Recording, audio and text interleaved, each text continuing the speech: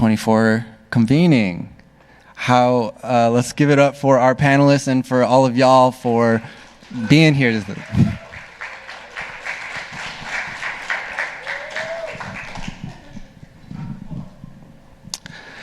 So just a heads up, one of our panelists, Aislinn, will be tuning in virtually over Zoom, over the screen.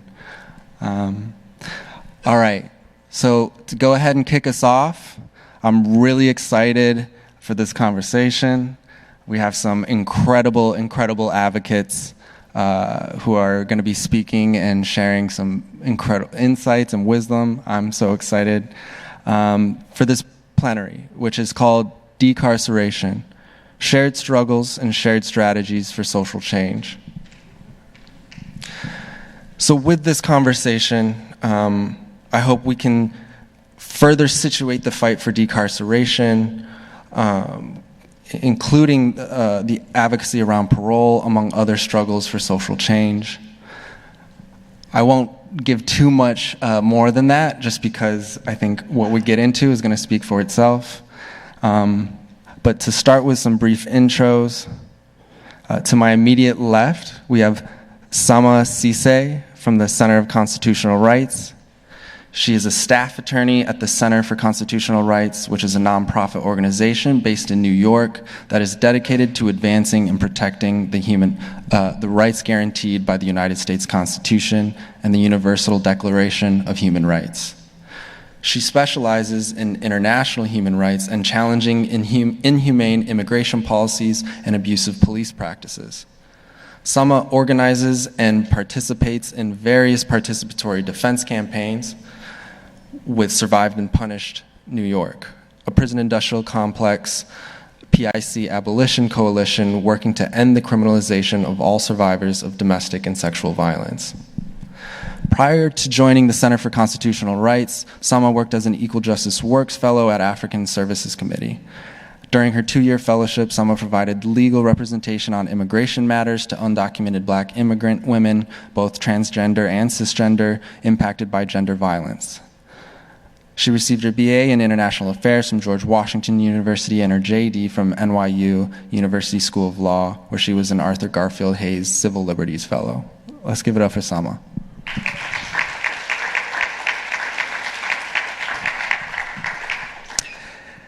To her left, we have Mr. Jimmy Soto. Jimmy Soto is the founder of the recently launched Build Communities Not Prisons campaign, which is a campaign challenging Illinois Governor Pritzker's plans to spend roughly $1 billion to rebuild 2 prisons. $1 billion to rebuild 2 prisons and demanding pathways for release for thousands of people incarcerated across the state who are ready to come home. He's also the Justice Practitioner Fellow at the University of Chicago Center for the Study of Race, Politics, and Culture. Jimmy came home in December of 2023 when his conviction was overturned after having spent 42 long years incarcerated, including 21 years at Stateville Prison. At the time of his release, Jimmy was the longest-serving wrongfully convicted person in Illinois history. Let's give it up for Jimmy.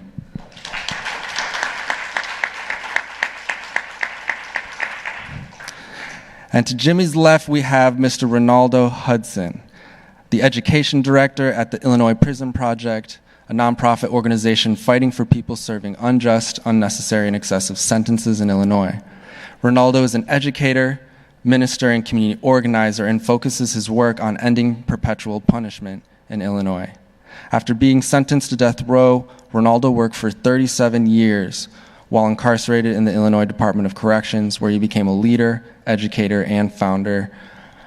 Ronaldo developed and implemented groundbreaking programs, including the prison newspaper Stateville Speaks and the Building Block Program, a transformational program run by incarcerated people within Illinois Department of Corrections.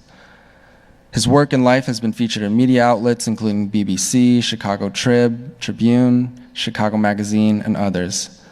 Historian work to create back-end mechanisms for release for incarcerated people is the subject of the documentary Stateville Calling. He was released in September 2020 when Governor Pritzker commuted his life sentence, and he joined IPP as its Director of Education later that year. Let's give it up for Mr. Hudson.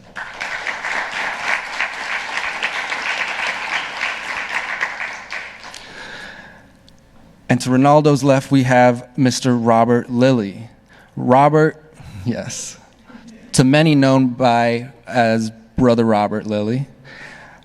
Brother Robert is the participatory defense organizer at Grassroots Leadership, a nationally recognized civil and human rights organization based in Austin, Texas, fighting to end prison profiteering and reduce reliance on criminalization and detention through direct action, organizing, research, and public education. Brother Rob works with directly impacted people and allies to challenge the mass incarceration and criminalization of communities of color. He has over 17 years of experience as a motivational speaker and is the founder of Righteous Redemption, an endeavor that empowers those who have been affected by mass incarceration and injustice. He has a Bachelor of Applied Arts and Applied Studies from Abilene Christian University and a deep passion for youth empowerment. Robert's work seeks to address the tough subjects that others shy away from, such as white supremacy and anti-racism, patriarchy, and toxic masculinity. Let's give it up for Brother Rob.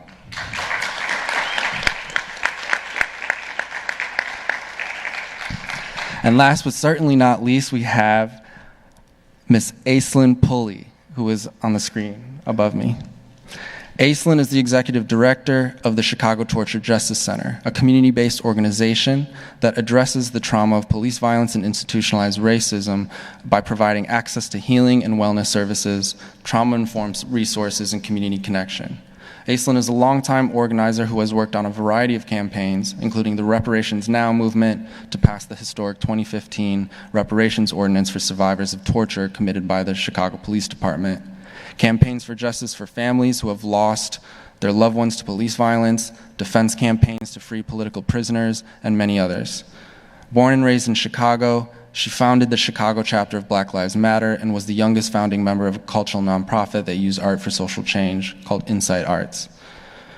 She was an organizer with We Charge Genocide, which is how we met many years ago, as well as a member of performance ensembles which include Visibility Now, which she founded for young women dedicated to ending sexual assault.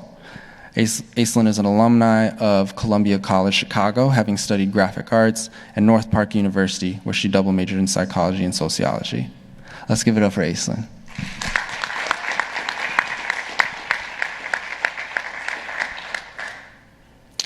All right, so let's jump into it. So just for Aislinn, I'm going to start with our folks here in person for these questions, but I want to just start off more with an open question of how do you come to this work and what informs how you relate to it? Why is it important and critical to your practice?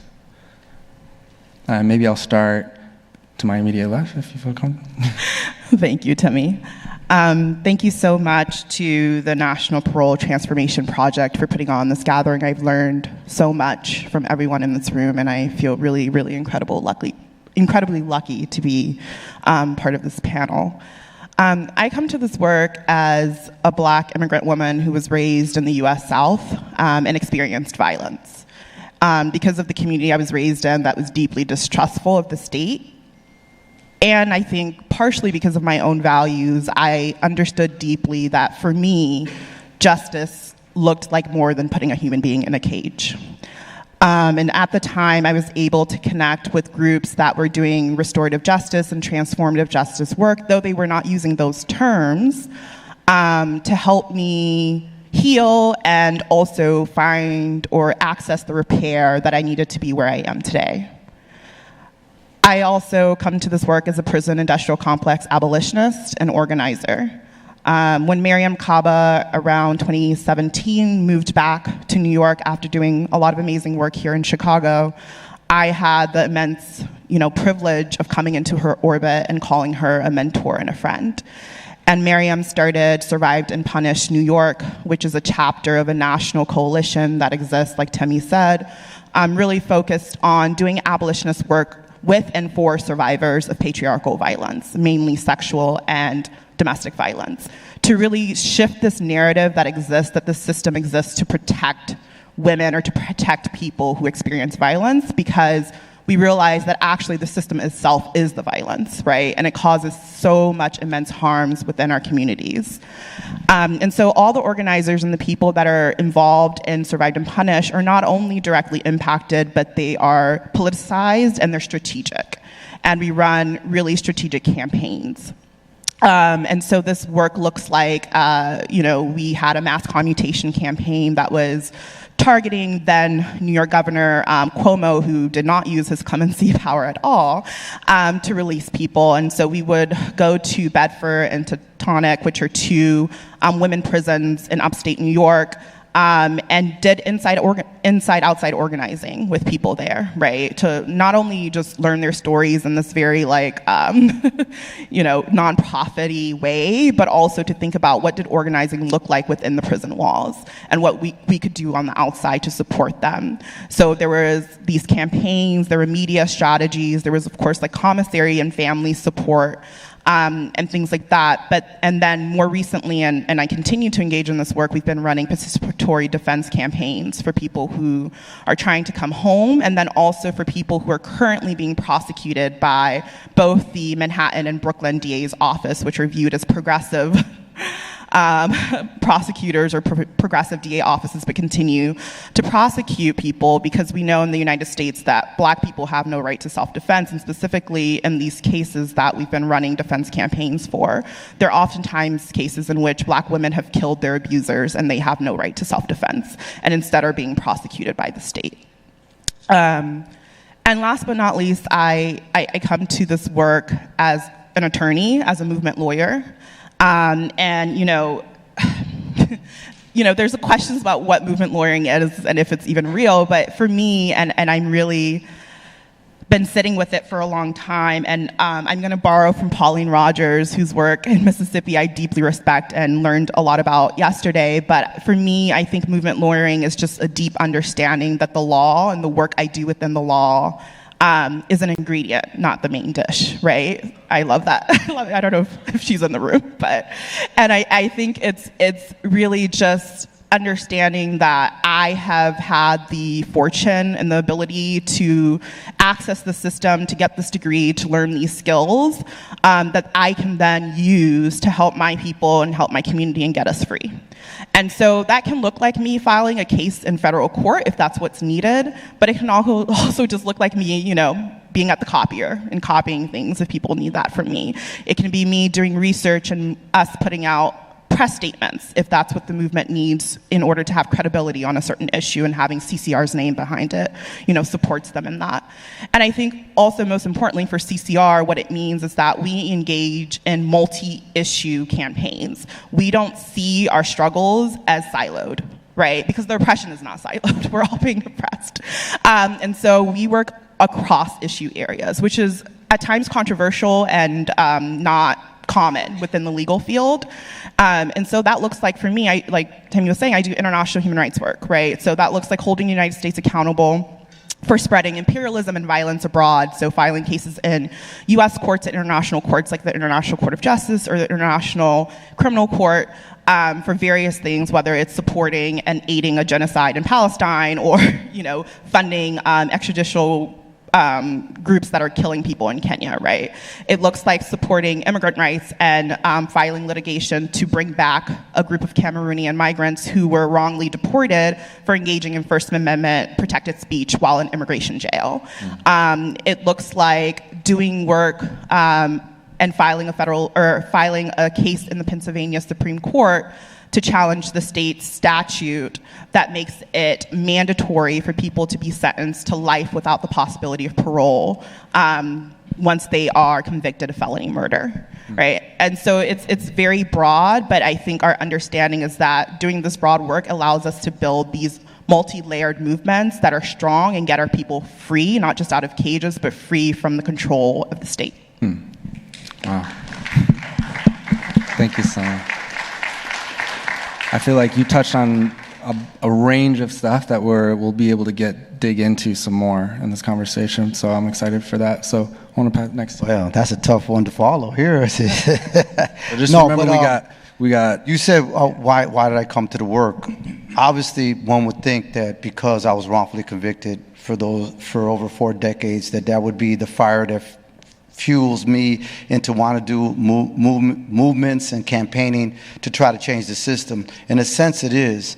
But once you really dig in and start to study what these structures are all about, the carceral system itself puts these labels on us. Like, for instance, my friend and fellow brother here, Ronaldo, although they say he's guilty and he got paroled, you know, and they say I'm innocent and I was released, we still serve time. He served over 3 decades. I served over 4 decades. So this whole guilt-innocent dichotomy, you know, where they try to pit one against the other, when in fact, we were both wrongfully convicted. We both spent time. And spending time in there, it wasn't just the number of decades, it's the conditions. The conditions are such that you start to realize that there's this whole host of issues that are attached to it, meaning that it's not, they intersect. The intersectionality of housing, of de-investment in communities, the lack of funding in public schools, you see it all permeate and come to the carceral system. They're all interconnected. And when you get to see the broader picture, as she's pointing out, then you start to realize that, hey, we have to fight on so many levels. And so when I got out, I think yesterday or over this weekend, Timmy mentioned that a fellow colleague of mine, a friend, and a peer, because I graduated from Northwestern University, this same university, well, Neviston, with my undergrad degree. You know, I graduated with honors on par with the 2023 graduating body. So when Michael passed away, it really got me going some more, and I knew I had to do something in terms of getting Stateville closed down. I was there. When I arrived there in 1982, the conditions were the same or just got worse over the years. There was just this poor maintenance. The water is toxic in so many of the prisons. I mean, this is stuff that you can get from the IPA, the Illinois, you know, or the EPA. Either one, you can get it from either one. You see these, and independent research and has shown that the water is bad. It's got heavy metals. It's got all sorts of chemicals in there, which are carcinogenic or, you know, take a toll on his body. I myself, when I got out, my blood was tested, and I have elevated levels of lead in my system, which gave me hypertension and affected a little bit of my kidneys. Luckily, we're doing something to address it in a holistic way. But imagine those that still have to go in there and drink this water at some point, because even though you say you may not want to drink it straight out the sink, they use it to make our food. They use it to. So that, to me, becomes, quote unquote, an environmental issue aside from a human rights issue, where you see people living in these deplorable conditions. And so I started this Build Community, Not Prisons campaign in honor of Michael to get Stateville closed down. And to now that Stateville is on the brink, I'm hearing that by this week, coming week, everyone's going to be moved out of there. And that's great. I mean, but that's only one prison. Now I want to focus on Logan, see Logan's woman prison. And I think so much of the systems overall are so, you know, male-centric, and the women are overlooked. The women sent me a message and unabashedly said, Jimmy, what about us? You know, because there was an independent engineering report that said that Logan is just as bad as Stateville when it comes to black mold, poor ventilation, water boilers in disrepair, et cetera, et cetera, et cetera. And, you know, the infrastructure is literally falling apart. The buildings are falling apart. And so that's it. They said, quote unquote, these facilities are uninhabitable, meaning a human being should not be in there. And so that's why I am right in the midst of this fight. And I could say that my small role in pushing and making public awareness about Stateville helped to get it closed. And I'm happy about that. But it doesn't end there, you know. This fight, like I said, is he mentioned about the governor the governor of Illinois wants to spend close to $1 billion to rebuild 2 new prisons at the Stateville site, one for the men and one for the women. He said he was going to make it following the European models, Norway, et cetera. We all know what that means. To me, why are we investing close to $1 billion on the back end when the system itself is operating at 60% capacity? So that means you got 40% room. What are you really saying? They are just saying that they're going to continue this madness of mass incarceration because we want to have a facility. When you have that, you have to have people in there. And so that's what it's really saying, is that we're going to continue to incarcerate at the rate that we've been incarcerating, even though the numbers are all going down. Crime really is going down, other than robberies in Illinois.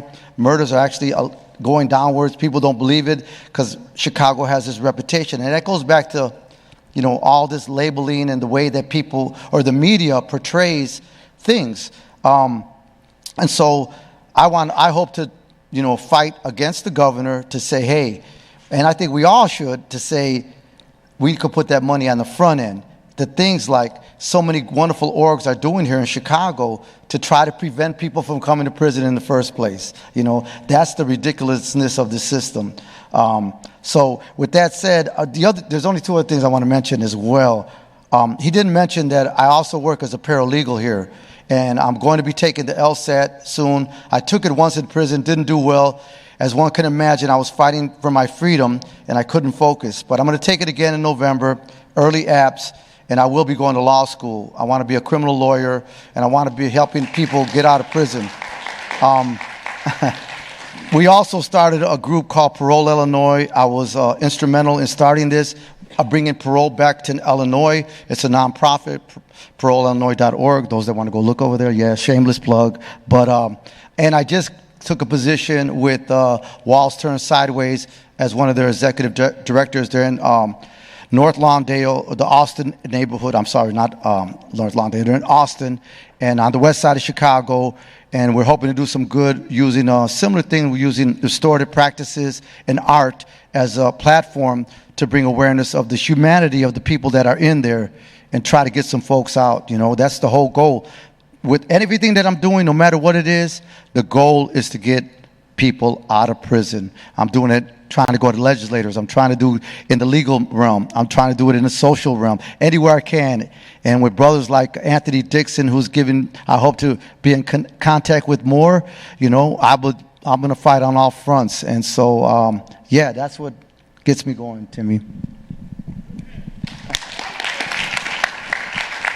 Thank you, Jimmy. Yeah.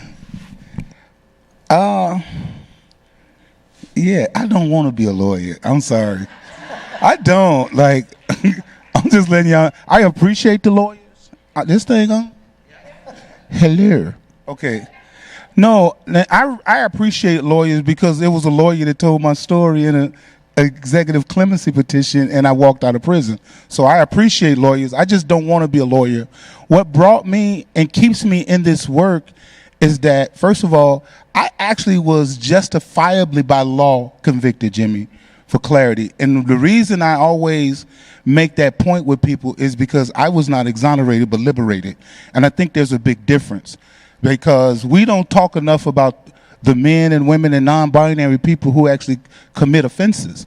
And so what do we do when the conversation consists of the person that I'm saying I love did it? Well, I decided in the 90s that during the era of innocence that I need to start talking about what put me in that seat.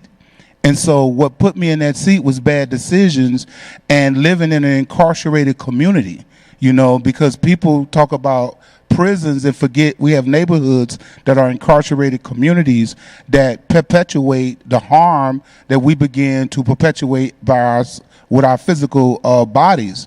And so when I went to prison in 1983, I couldn't read or write. And so I was sentenced to death. And I asked a deputy director if I could be put into the program to learn to read because I at least wanted to read the death warrant that was issued for my execution. And the director looked at me and said, Ronaldo, why would we educate you? We're going to execute you. And from that moment, my life changed. I went from being a person that was feeling shame and guilt because of the bad decisions that I was made to being committed to demystifying first Ronaldo, right? Because that's an important thing. I hope people will start saying, stop using the real, sanitize, humanize them. No, let's demystify us, right? Because it's easy to throw away a monster, right? If you see me as a monster, you'd be like, but they did this horrible thing. Yeah, I'm the person responsible for the act that sent me to prison, but I'm not the act. And I can be so much better than my worst decision. And so that's what kept me in the work. That's what called me into the work. And that's what made me start the Stateville Speak newspaper. That's what made me write the program to give autonomy to the incarcerated population, to start talking about our issues while fighting to knock the walls of prison down, because I want to see them all closed as well. But I also want to see healthy, mentally stable people walking out so that our community is safe. And it's one of the reasons why I love you, Aislinn, and the work over there at the Chicago Torture Justice Center, because when I walked out of prison, they gave me a parole officer to patrol my trauma, but you all gave me a therapist to help me unpack it. So I want to say thank you, and that's not a shameless plug, that's a legitimate plug. And I think that's what we have to get better at doing, is connecting each other to this work, because I don't think anyone should be given a parole officer walking out of prison. They should be given a therapist.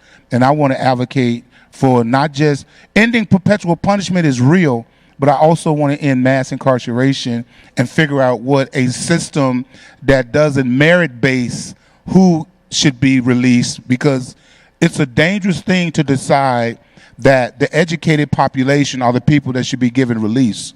And while I celebrate that, I also graduated with honors from the Bible College. I didn't do Kula Manlada, and right. I'm not a Kula Manlada about it. Like, y'all know that I'm Kula Manlada 12.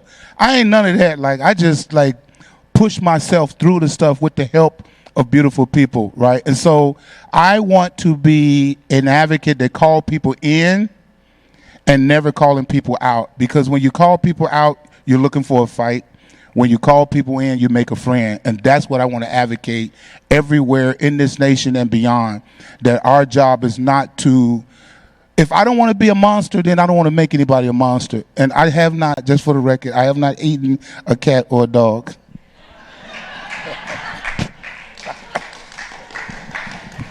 All right, peace and blessings. Peace and blessings. Peace and blessings. Thank you very much for indulging me. My name is Robert Lilly, and I prefer Brother Rob, and I always say when I talk, I prefer Brother Rob because all I want to do today is be a brother to another. That's it. I've lived so long in this life with hate in my heart, anger, because I didn't know how or who to direct my emotions to based on my confusion and all the things that I experienced as a child. I realized I wasted a lot of energy. Today I have more love than I have hate. I just want to be loved, and I want to love other people. I want to thank Timmy. I want to thank the National Parole Transformation Project, the sponsors that facilitated this particular venue, and the work that we've been able to achieve since we've been here. This has been fantastic for me, and I want to also acknowledge that I have, with the support of this organization, and Timmy brought 7 people with me. For those who came with me, would y'all just stand up real quick? Those who came with me, just stand up. Yeah, just stand up real quick. These are folk that we're working to generate conversations around this topic with back in Texas. And so I'm just grateful for the opportunity and the resources to facilitate access to information, because this is what I've been starving for many years. I also want to just kind of dive into the response, and I'm going to keep my comments very succinct. I'm going to reconstruct the question. The question was, what brought you to this work? Parole. I am the face of mass incarceration. I went to prison at 12 years old, a juvenile prison. I entered and exited some kind of institution for approximately 21 years of my life. Every one of our stories is different. I don't have his story. I don't have his story. Her story. Her story is different from mine. But all of our stories they bear scrutiny and intentional, critique. My story, I say I'm the face of mass incarceration because literally the prison has circumscribed my entire existence. I'm on parole until the year 2049. If I live that long, I'll be 81 years of age. I've only participated in the electoral process in the United States of America, a place where I was born a citizen, once in my entire life. According to the rules in the state of Texas, I will never again, unless I live, and the likelihood of a black man living past 81 is not as probable as it once was, right? So the possibility exists that I may never legitimately cast a vote for a candidate in my community, school board. I may not participate in this process in the way citizenship is designed to work for every human being born in this society. And that's problematic to me, right? So why am I in this work? I want Mr. Bryce Todd Jones, just really quick, would you just stand up? I want to acknowledge you right quick this morning. I was incarcerated my 4th time in TDCJ. Just open up your shirt and let them see that shirt. It says Prison News Magazine. When I went into, Prison News Magazine, I'd like for everybody to get connected with this brother because that magazine was instrumental to me in prison. I was four times in prison. The last time I went to, and one time I paroled in abstention, that means I paroled out of the county jail. Never saw a parole board, just got out. 4 weeks later, I was on my way to federal prison. From 21 to 30, I stayed in federal prison. This last time, the time before that I went to prison, I was in my 30s. I just waited for the door to open up. I didn't really think about parole because I didn't have that much time. I had a 14-year sentence. The reality was I would come up with a relatively short period of time, so I didn't think much about it. They told me no once. They told me yes the second time. I got out and I didn't even read the parole certificate. I thought I was free. I never even looked at the stipulations that I was under. So when I got out, I failed horribly and found myself recidivating, going back to prison. We're actually getting a violation, and for the first time looking at the parole certificate and realizing, damn, I signed a contract. And I didn't even understand that I was signing a contract that I was legally bound to because I was that ignorant. Even though the system had circumscribed my life, I was oblivious. I didn't understand the stakes that I had been subjected to in this society based on being criminalized and being successfully labeled a felon. So this last time I was sent to prison, I was 49 years of age. I had been out for 15 years. I had had a chance to experience what it looks like to be in a room like this, but I still had some underlying issues with mental health and untreated substance use disorder. And so I had to wrestle and grow and go through that before I found real freedom, which doesn't come from a man, it doesn't come from an institution, and it doesn't come from a government. As a result of me going back to prison, I now had my eyes open because I was like, well, I tasted life, and I'm like, damn, I was a habitual offender this last time that I was sentenced. I was ranged from 25 to life that I could be held in for. I was sentenced to 30 years at 49 years of age. I said, man, this is not good. I could be 60, maybe 70 years old when I got out. I was afraid. I started asking people, how do you get out of prison? I literally went from man to man and nobody knew. Nobody knew how to get out. And I was like, this is not right. We've got a parole system, but you don't even tell me the rules to get out. You don't even give me the understanding of what it takes for me to comply. So I just started doing my own research. I started doing my own striving. I looked high and low. I went to the law library because surely there's some information in the law library. Guess what I found? Nothing. No information. I came across a little flyer one day it was a white and black flyer. It said Parole News Magazine. And I said, Parole News Magazine. So $20. I was like, damn, that's $20 commissary. So I said, I'm going to sacrifice this $20 because I need some information. I got the magazine. And he didn't give me an answer. He showed me how to go look up case law. I started looking at case law. And through reading about the way that people like Martin Sostra, people like Fred Cruz, like Ruiz, all of these people in Texas that fought the system through the legal process, I started learning that there is a way to see what they want. Although it's very opaque, I could possibly design a conversation or a message that I would submit to the parole board that might just give me release. Thank God I put in the work, and I'm not going to just say it was all on me, but there were many people that surrounded me, and I was able to make my first parole. That is, in Texas, an amazing accomplishment with a habitual offense. So I made my first parole, and I said to the brothers, but I met people on the other side that had life sentences. I met guys that were field ministers that are doing amazing social work in prison based on the system giving them access to the whole prison. You're doing good, but they're not even looking at the good these guys are doing. I'm going home. I told those guys, I can't forget you, man. I saw people getting tortured with food inside the prison. I saw men that had been in segregation for 25 years. I saw men swallowing glass, self-hurting themselves, self-harm. I could not forget the people that I left behind. So when I came home, the first thing I did was I said, who is working on parole out here? And I started finding organizations. I've met Helen Gabler. Helen Gabler said, I'm going to be on this panel discussion with the National Parole Transformation Project. I said, what? National Parole Transformation Project? I said, I'm going to listen. I got on that show. I dropped a couple of questions. Based on the questions I dropped, Timmy reached out to me. The next thing I know, we're doing another panel in the state of Texas. We got other people here from the state of Texas, too. Lioness in the house. Shout out to Lioness. I want to commend y'all for the work that y'all are doing down there. I'm going to yield with this comment.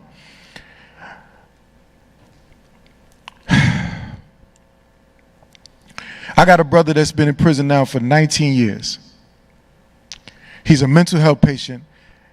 To his point, he can't even modify his behavior. Who's going to fight for him? If not me, who? If not us, who? So that's why I'm here, because my whole life has been swallowed up by this system. I've got to do something. Thank you.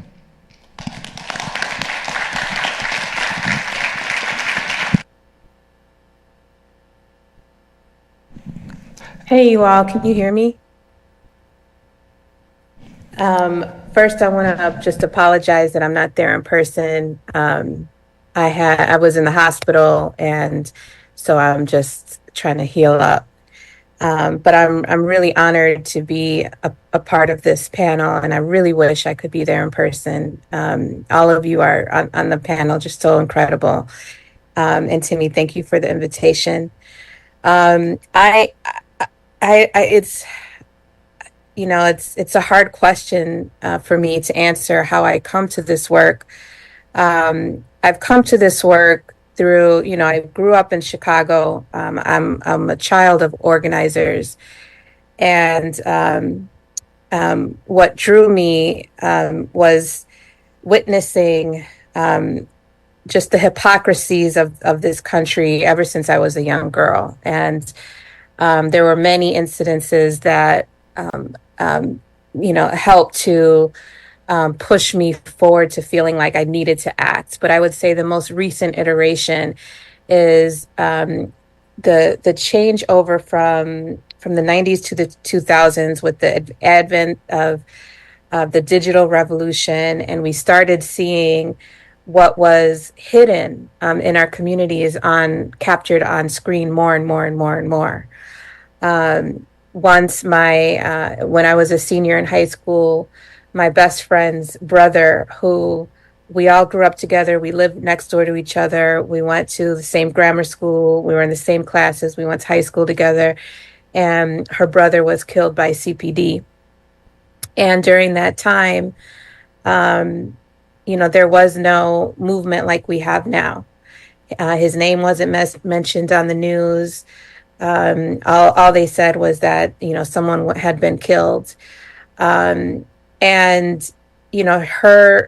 and her mom went into, their grief took them into a really great immobilizing depression.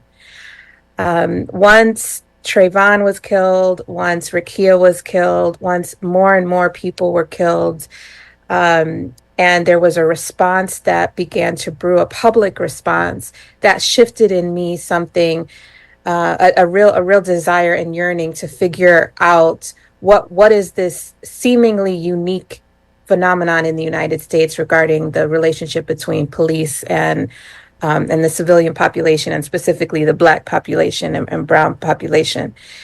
And it was through me trying to really figure this out that I kept being drawn.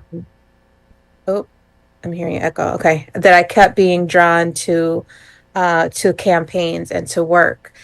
It was in the process of that I also began to need to understand what it means to have a society organized around the extra special oppression of particular people.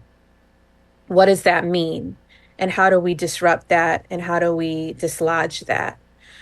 And so as I began doing the work more and more, becoming closer with other families who were fighting, and supporting other campaigns, I began to be just drawn more and more in toward understanding that, our policing system, our prison system, our jail system, our court system, our surveillance system, all of that are modern day byproducts of in essence, the slaveocracy, which was used to create, both U.S. Supremacy and U.S. capitalism, but also global capitalism. And the connections became more and more sharp to me.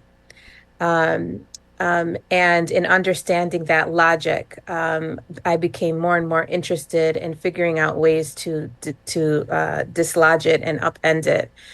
And in so doing, it also became very, very apparent to me, especially as someone who grew up in movement, that we are also, many of us in doing this work, and the many of people of whom we are attempting to fight with and alongside, also come into this work with all the traumas of this system.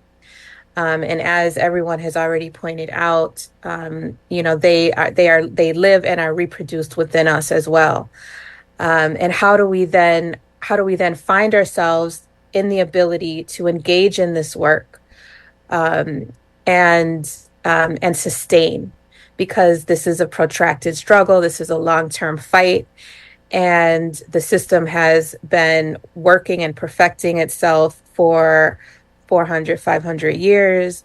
And so therefore, the finite time that we're on this earth, what is it? How can we best utilize our time together in order to create what we know is absolutely possible, which is a society that is not organized around the extra special exploitation of particular populations and oppression in order to derive a very minuscule level of disproportionate power for the few. And so I became interested in learning more about trauma and the way that it is necessary for us to be able to engage in our work around becoming more whole, while aggressively advocating for the dismantling of all of these systems, which are completely possible and probable, and I believe inevitable. And so just that's a rough kind of way of which I came into this work, and specifically around torture. And in Chicago, it was really through following along since at a young age, the progression of how this became known in the public imagination, and the realization that through many years that this actually is not a unique happenstance, that this is actually the norm, and that the torture that CPD and other police forces enact is part of what they do regularly.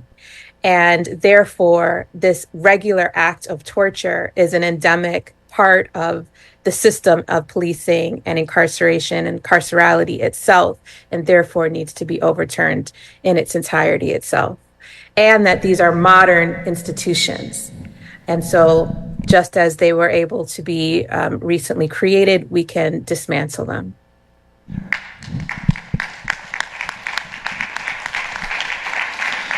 Well, what a rain already just from one question. I feel like y'all have given us so much, and I also saw some y'all have jotted down a few notes already.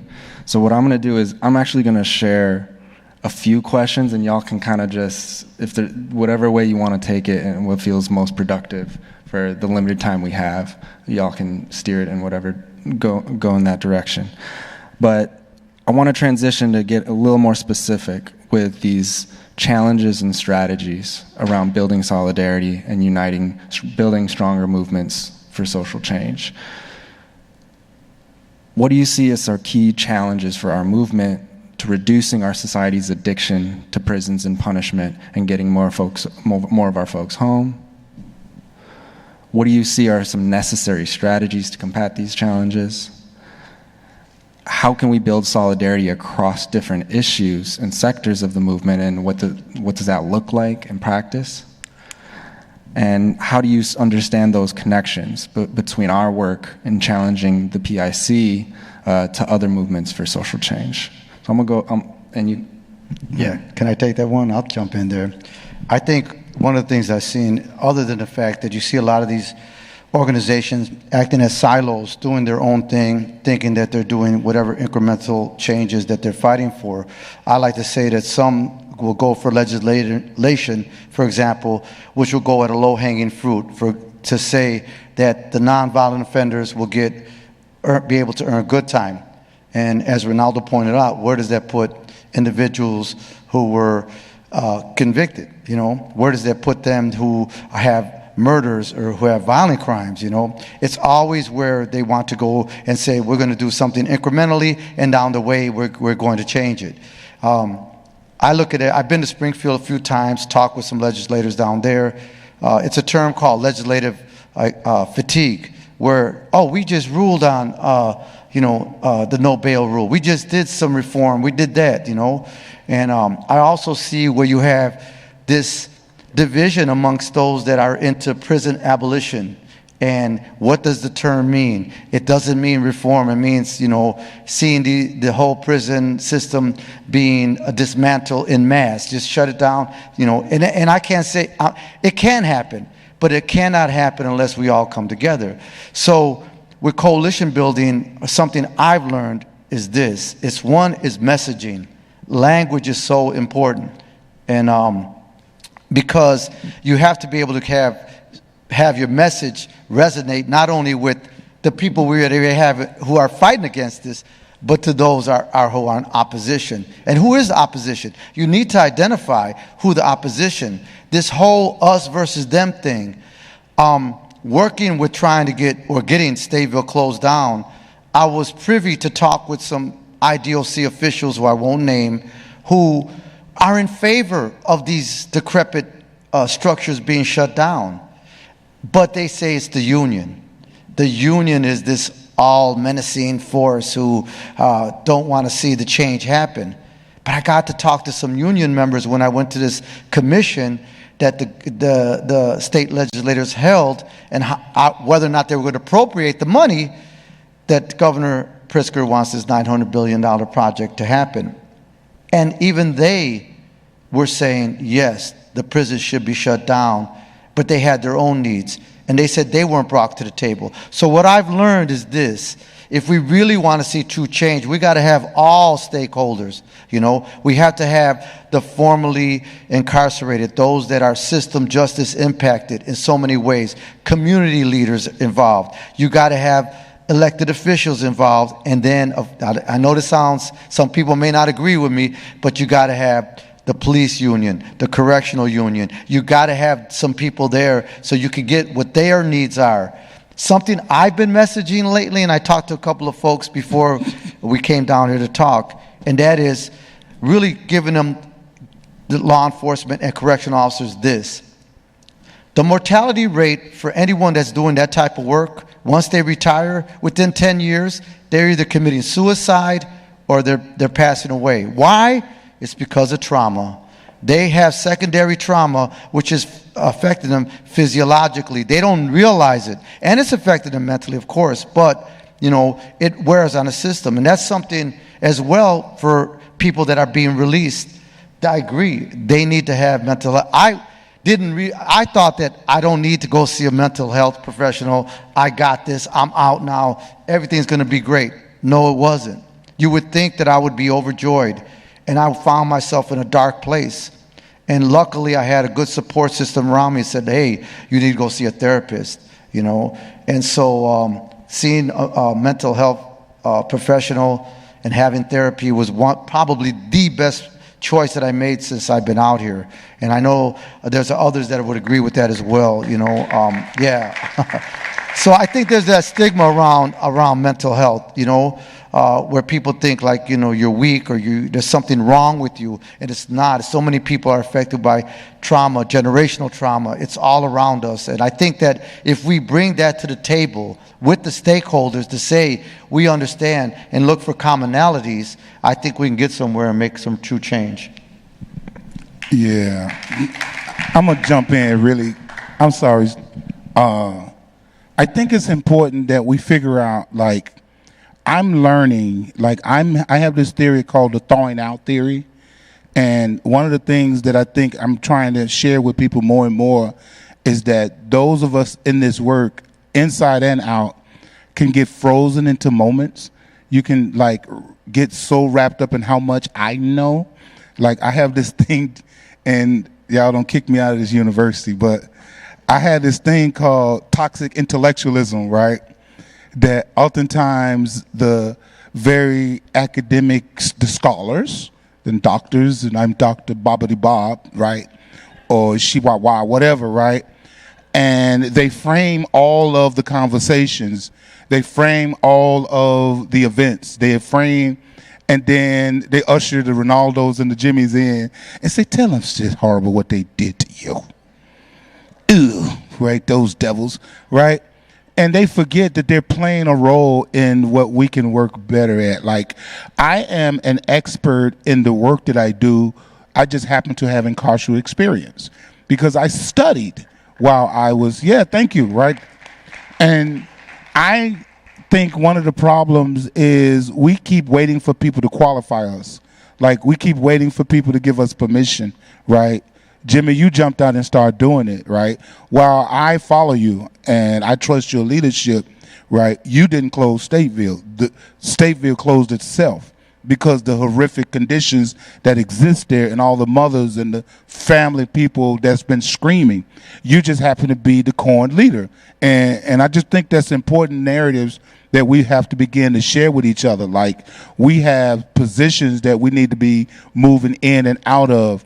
If we can start letting people not see who our leaders are, but see our community, right? Because, like, I'm a bad boy, like, in case y'all didn't know that. Like, I am, like, I'm a bad boy, like, and I'm the director of education for the Illinois Prison Project, but I bring all of my brilliance to that organization. It's not the other way around, right? But that's a bad organization. Everybody know I love it, right? And it paid me well, right? And that's real. You can clap for that too, right? Because we have to be properly compensated so that we don't so easily get fatigued. You know, it's so much easier to get fatigued when you're like, man, I can't even buy lunch, right? And y'all want me to go out here and canvas, and y'all want me to do these reports, and y'all want me to make the conditions of these grants. But what if, right? That's real, right? But what if, so anyway, I like application and not just, long monologues. So one of the things that I'm learning is I don't want to leave a room without making contact with at least 3 people. So 3 of y'all better make contact with me so that we can do this work, right?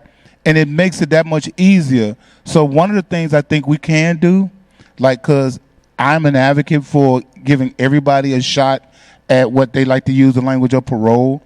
I don't like parole because you keep people attached to the system. But I understand the formula or the system is necessary to give people the chance, right?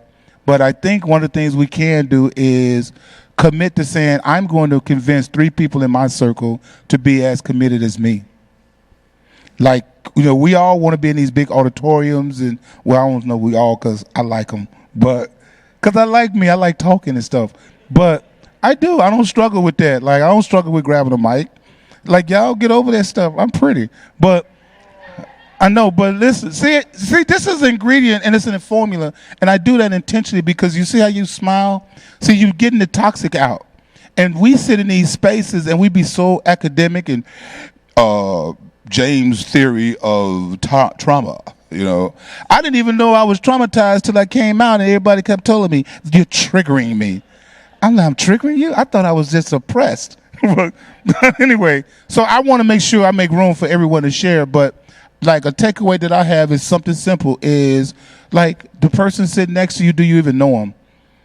Right? And I'm not, yeah, right? And that's the stuff that will make the difference so that I don't look at you and think racism that I'm fighting is a white face. It's a philosophy. Systemic racism is a philosophy. And I'll be damned if I let somebody trick me into thinking one of my white allies is somebody I can't trust when the brother might be the one trying to push me off the train.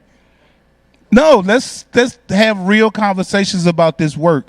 And that's the stuff I want to do. I want to have real conversations that get us to real change. Yeah. Go ahead, Sama. Okay.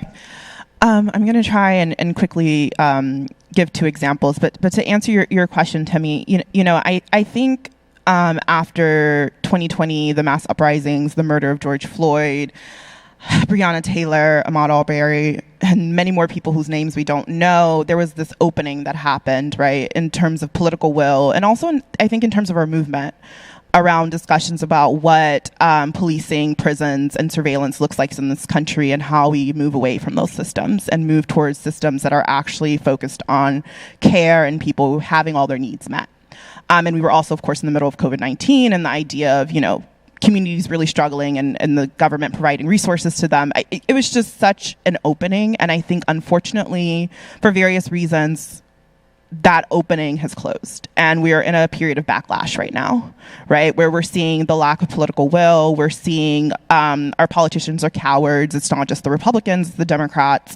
And our movements are being timid in what we're asking for because we feel like those are the only things we can get.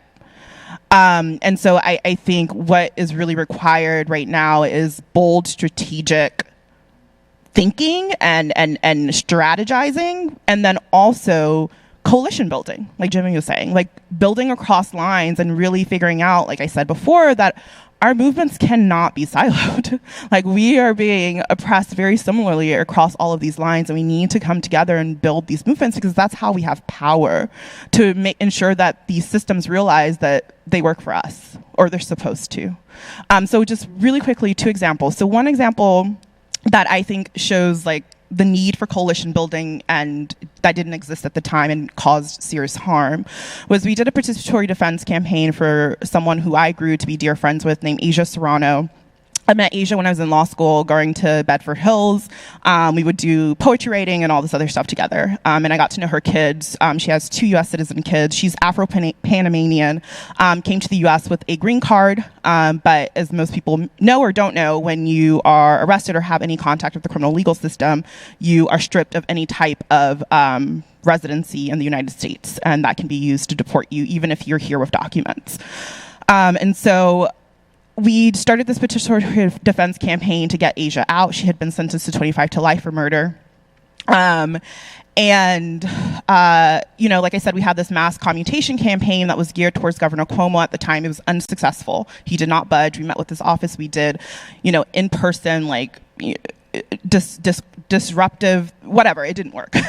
What New York State decided it would do was pass this law called the Domestic Violence Survivor Justice Act, which we heard a little bit about yesterday, the DVSJA, which is a resentencing law. And essentially under the DVSJA, people who can show that domestic violence, sexual violence, other types of patriarchal violence were at the root of their crime can get sentencing reduction. And so we were able to connect Asia with lawyers and other people who were able to support her DVSJA application and did like court packing and all this stuff and basically pushing the prosecutor's office to join and not oppose her DVSJA motion. And so we literally had like a transcript of the judge the day of her resentencing, being like, she got time served. She had served at that point 15 years. And, the judge saying, I'm so happy that you're going to be released, that you're going to be reunited with your family. Like, this should have never happened to you, X, Y, Z. The day that Asia was released from Bedford, ICE picked her up. And she was immediately transferred to Rensselaer County Jail, which is a local jail in New York State, because the way that our systems are connected is that when beds open up in our local jails, ICE pays the jails for those beds, and they detain migrants. And so she was able to leave Bedford thinking that she was going to go home and be with her children. And she was quickly picked up by ICE and put in Rensselaer and told she would be detained indefinitely or until they deported her. And so our campaign started working. Thankfully, I do work along the criminal immigration line, and so I knew people, and we started doing everything possible to really uplift her case and really bring this issue to light and the fact that she was supposed to be home. Long story short, Asia was deported. It was very quick. I think 5 days within her being released under the DVSJA, her being taken to Rensselaer County Jail, within 5 days she was deported. She's in Panama right now, and her kids are here in the US, her 2 children, one of who she had while she was incarcerated. And so we're still fighting her case, trying to get her back to the United States. But I think what that shows is the people who created the DVSJA were people in this criminal legal space who knew nothing about immigration, who were not talking to people who do immigration. Because if you talk to anyone, the first thing they would have said is, you're creating this law and you're claiming you want to get people free, but you have to create some sort of safeguards in here for people who are not United States citizens. And they did not do that. And if we want to talk about a system that only solely focuses on the crime, the immigration system is that. There is no rehabilitation in the immigration system. Your crime is all that matters. And so that is what happened to Asia. And she was the first immigrant to ever be released under the DVSJA. And so anyone else who's released after her will face a similar fate. And then the second example, I think that's a happier example, I think, of strategic sort of thinking and working is, like I said before, CCR brought litigation along with our partners in Pennsylvania, the Abolitionist Law Center and Amistad Law Project, which are 2 organizations doing amazing work in Philadelphia. We brought litigation against the Pennsylvania Board of Parole and Probations, essentially challenging their enactment of a statute in Pennsylvania that makes it mandatory for people to be sentenced to life without the possibility of parole once they're convicted of felony murder. There's a wonderful coalition in Pennsylvania called CADB, the Coalition Against Death by Incarceration, that has been doing work for years in Pennsylvania to change the landscape and conversation around lifers. And I think CADB is amazing because they really show this thing about language, right? So, people like to call life, right? And they said, no, this is death by incarceration. And this is really also a calling into the death penalty space, because for the longest time, they were throwing lifers under the bus, right? And saying, yes, let's get rid of the death penalty, but then people can just get life. And we're saying, no, you should have been demanding more, because now what we are seeing is that people are not actually being released. We're seeing the expansion of life sentences. And so they sort of reclaimed that language and started calling these sentences death by incarceration to not just cover LWOP, but also these essentially life-term sentences, 92 years, 100 years, whatever, right? And so we brought this litigation, we lost. We went up to the Pennsylvania Supreme Court. They said, for procedural reasons, the way you brought the case, blah, blah, blah, blah, blah, we're not going to touch this. They kicked it out. And so CADB and other coalitions started thinking of how to work together nationally, right? And so we started getting in touch with organizations like RAP in New York City, releasing aging people in prison, the California Coalition for Women Prisoners, VOTE in Louisiana, right? And we created this coalition of people who were doing state-specific work around LWOP, around DBIs, what we call it, death by incarceration. And we started to strategize, like, how do we get out this issue beyond the courts, because they're not listening to us. And at the time, CCR, we do international work. We were going to Geneva, Switzerland, for the UN review of the United States under the ICCPR, the International Covenant for Civil and Political Rights, which is a UN obligation that the United States has. They sign all these treaties, they do all these things. I know in the United States, people don't really care about international law, international obligations, but they do something, right? And the US cares about saving face in some ways in these spaces. And so through this coalition, we decided that we would take a coalition of people who had all been sentenced to death by incarceration were now out because of juvenile, cases, whether it was like Miller, Roper, whatever, or had come out through parole or other things, or most of them was clemency, was the way a lot of them came home. We took a coalition of about 20 people from all over the United States who had previously been serving death by incarceration sentences, and we went to the UN. And we have a long history of this. We charged genocide, the Chicago Torture Initiative. There's so many examples of using the international system to try and hold the United States accountable for the violence that it does to its own citizens, because those laws apply to people here inside of the United States, not just outside of the United States as well. And we disrupted that space, because those spaces, like you were saying, are so stuffy, right? They're like, under the ICCPR, da, da, da, da, da, da, da, da. And people literally would just stand up, tell their story, and be like, what are you going to do to hold them accountable for this? Like, this should not exist. And at the ending session, they told us only one person could speak from our group. And everyone got up, all 20 plus of them, and they went and they stood, because that was the only session that the US government attended. And they all said, this is what you have done to all of us, and this practice needs to end. And for the first time ever, we have again, international law does not really have implementation in the United States, right?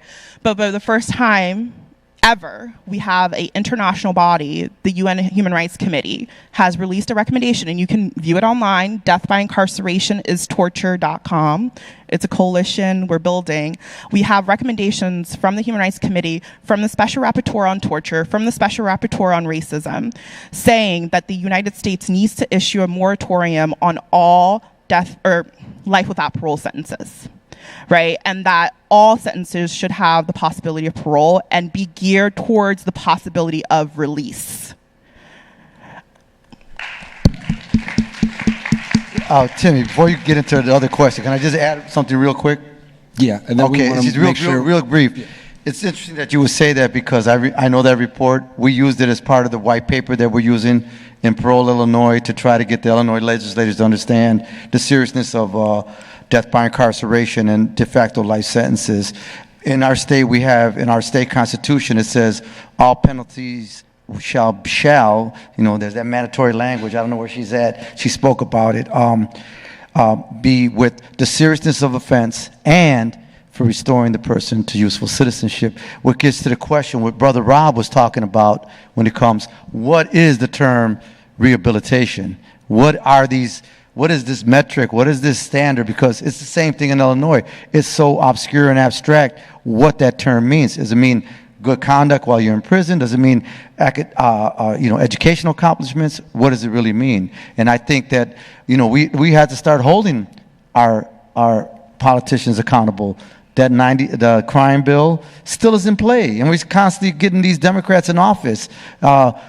Clinton brought it into play, and it's still there, and it's been a disaster with truth in sentencing, et cetera. And that is really a jumping point, but nobody saying anything about getting that repealed. But anyway, go ahead. I'm sorry, Tim. So I want to make sure Brother Rob and then Aislinn yeah. have a chance for that second question of challenges, strategies, building solidarity and movements. Yes, thank you. First of all, I just want to say how grateful I am to be here. I remember 25, 30 years ago sitting in prison in my early 20s and watching people on TV like you guys here today begin to give voice to our population. It is such a privilege and an honor to be in this space now and to welcome other people into this work. So this is just a pleasure and an honor for me. I know that everything I want to say is not going to, the time is not here to say it, but what I'd hope more than anything after this day is that, like my brother suggested a moment ago, 3 of us would get together with him, that we find a way to continue this robust conversation across state lines. We've got to be more, so that's answering this question, number one. What do you see as key challenges to our movement?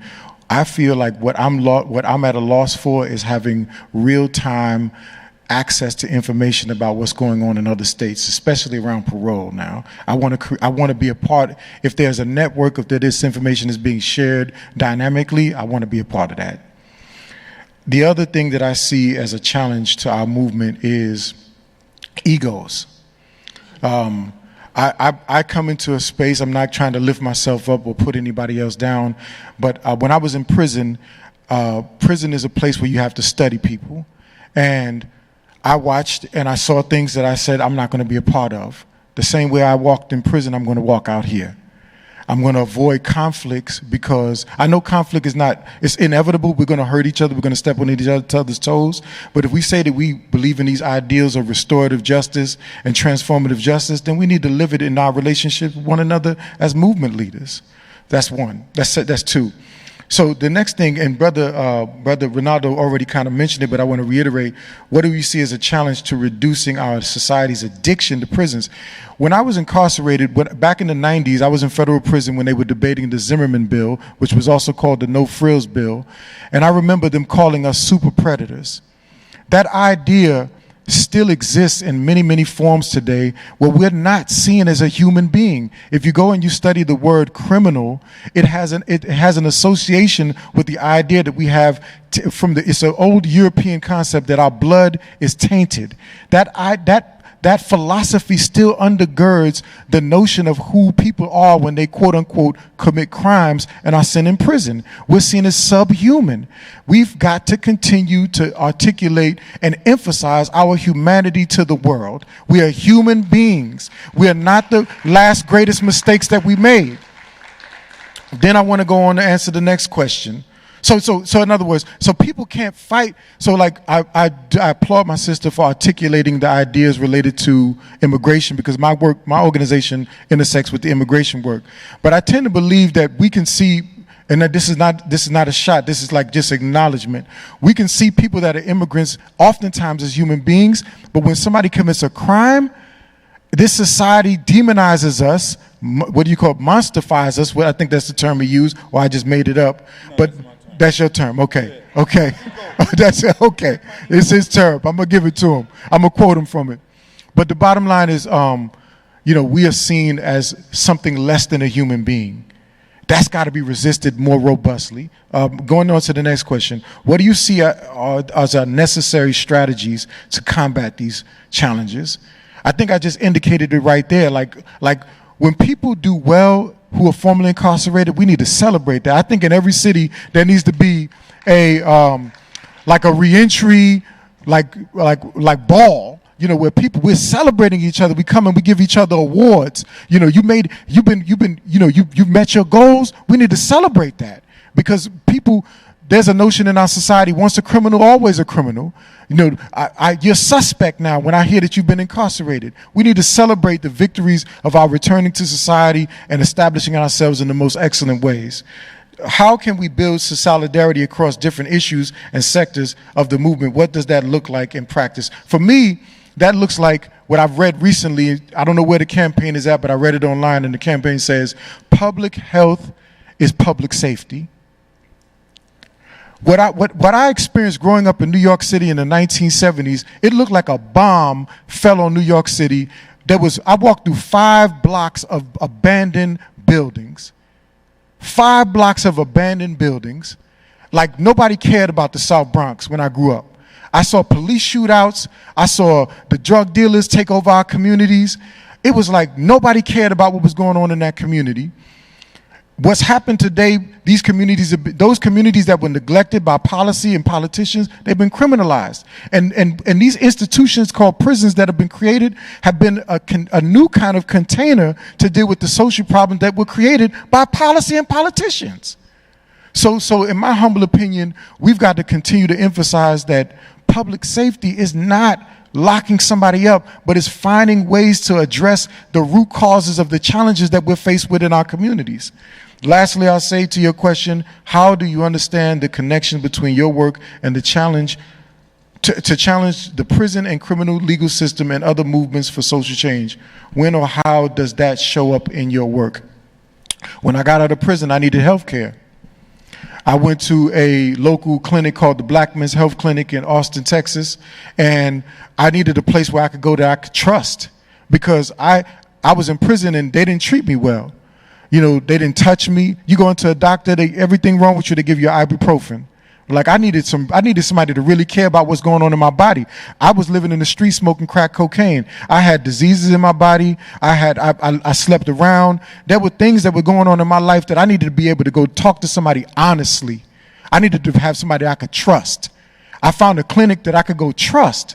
And I talked to them about what's going on in my life because I realized that I've been to prison 4 times, and I would ask myself, why am I going back to prison, man? Am I incorrigible? Am I broken? Am I doomed? Am I cursed? Is this a generational curse? I asked all those questions. And at the heart of the problem was this. 2 things I'll say, and I'll close with this. I had never really been honest with myself. I was dealing with some things in my life that I didn't deal with very well, and I needed to learn how to cope better. I needed to learn how to stop awfulizing when every problem happened, and I needed to learn how to ask for help. And there's nothing unmanly or less than about doing that. And then the last thing I say is I learned something powerful when I was in prison. I was going to college. I learned the difference between a social problem and a personal problem. You cannot apply a personal solution to a social problem. What's going on in my life, I describe my community, it is a social problem and it requires a social solution. So I had to learn, I had to get out and I had to go join organizations because the only way we can resist this is if we learn how to band together. We're stronger together, and I'm grateful to be here. That was beautiful. So, Aislinn, I'm going to go ahead and throw in the third. I know you haven't had a chance to speak to that second range of questions, but I'm going to ask if you can go ahead and weave in if there's any particular lessons that you want and thinking forward of where we need to go. And I think social problems and where Brother Rob just left us is a great, perfect transition into that for our kind of final round of this conversation. Yeah, I will try my best to be as succinct as possible because I know we're almost at time. There are many, many lessons. I think one of the things I want to start with is by saying that oppression is the targeted distribution of trauma. And so if we understand that, it gives us a better thread to understand how the systematic structures that are in place then implement and create the disproportionate amounts of trauma that are then realized and lived through in our communities and in our bodies and in ourselves. And one of the biggest lessons that I'm still wrestling with and trying to grasp more clearly from the uprising is that there will be, and there always are, political moments of opening. And what do we do when those openings happen? It just so happened, and I don't mean it as if there weren't reasons why this happened. There were very deliberate reasons, but part of what happened in 2020 was that we had been involved in a long conversation around abolition. And we were able then to utilize the political openings of that moment to put forward the idea, the concept, the imagination of what it could be to abolish carcerality, to abolish the police, to abolish prisons. And so what is it that we should be doing in this moment of non-uprising that can help pre-configure the world that we're trying to work toward? And understanding that this is still the world we are still in the remnants of, and in many ways the realities of colonialism as the dominant global hegemonic force that's organizing societies. And so the containment, one of the biggest crises of colonialism is the containment of the population. And there have been many mechanisms by which different methods have been used by governments and societies, all which have been similar, but it's the use of prisons, the use of jails, the use of policing in order to manage the populations. And so in this moment, it is so incredibly important for us to make these very intentional and deliberate connections with other movements, and understanding that all of these things are directly in relation to and symbiosis with each other, and therefore in order to overthrow and upend these conditions and systems, we need to be in deliberate relationship and connection with each other, right? So just as a sister was talking about the links between domestic carcerality and immigration, right? We also then need to be able to make these connections with policing carcerality and what's happening internationally. Then the example of Palestine is probably the most apt one right now, but it's not the only one, right? We look at Congo, we look at Sudan, we look at what's happening all over the world. And we can see there's a reason why CPD, the Chicago Police Department, has trained in Israel every year since 9/11, right? There's a reason why one of the architects of torture in Guantanamo was a former head of police in Chicago, right? Those are deliberate connections. The torture box that John Burge used, which they named the nigger box, is the box that was a similar box was used in Chile when they overthrew the democratically elected socialist government of Salvador Allende in 1973 through a coup backed by the United States. And then implemented the economists from the University of Chicago, not far from here, right, in order to implement what we now understand and call neoliberalism. So all of these things, although we may experience them disparately, are connected. And so in this moment of crisis, and we know that this system is in crisis, that's part of what the circus show of Trump and Kamala, and Biden and all of that is signaling is a deep crisis of this system, is that in these moments, we need to be especially intentional about making these connections and understanding that each one of these fights are connected and therefore our liberation is connected.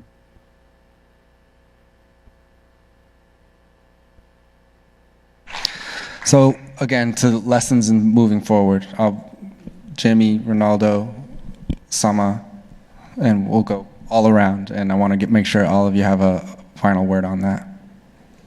Or whoever wants to, whatever order you want. Lessons going forward? Any addition, I mean, folks are already touching on so much, and their lessons are weaved in and implied in so much of what folks have been sharing. But I want to, if there's... All right. Yeah. I mean, I think for me, my lesson going forward, for me, and, for the people that I brought here and for the folk that I'm connected to in Texas, you see the energy that's in this room, we need to take that back to our state, and we need to duplicate this energy in our state. Texas has a major issue. We believe Texas has national relevance. And so if we can win in Texas, we believe anybody can win anywhere in the United States of America. So we want to take this same kind of robust dynamism related to parole reform, particularly back to Austin, back to Texas, and we want to duplicate this. I feel like we need to also have similar spaces like this space represents today in our state and in other states. We need to take the show on the road, in other words, because this was a beautiful experience. The energy here was real. The intimacy, I think, was real. And the connections that I hope that I've made will be real once we leave here. I think for me, that's the biggest thing, maintaining the connection that we have. I've seen Ronaldo now 3 times in this last year. We've been bumping into each other. And each time we come into each other in spaces like this, I think now we're seeing, okay, yeah, the brothers, motive. I already know you about your stuff, but you didn't know what I was about. So hopefully now you'll see, this brother's worth investing in. Because not all of us, I don't have, my organization didn't send me here. I'm not here because my organization believed in this. I'm going back to my organization to try to convince them of this because I see things a little differently than my organization. I love my organization, and they are paying me well. Or they could do a little better, but because this might be on tape, I'm gonna let that be known. But at the end of the day, man, I feel like those that are justice impacted, I think we need more black men in this movement. My experience has been there's not enough black men. I come into a space and I'm sometimes often the only one in the room. And that's also brown men as well. But I want to also emphasize that I think we need to also be reaching back into the prison. And I'm not saying that anybody here, because I don't know what everybody else is doing, but in my state, when I was incarcerated, I knew of all the organizations because I was out of prison. I had been accessing those organizations. But when I was incarcerated, it's like y'all are not sending the literature into us. We don't know what bills you're working on. You know, it's like we're afterthought. You're concerned about us only when we get out. But we need to be writing the men and the women right now inside the institutions and working to organize those people right now. I want to lift up a book by Dan Berger. It's called Captive Nation.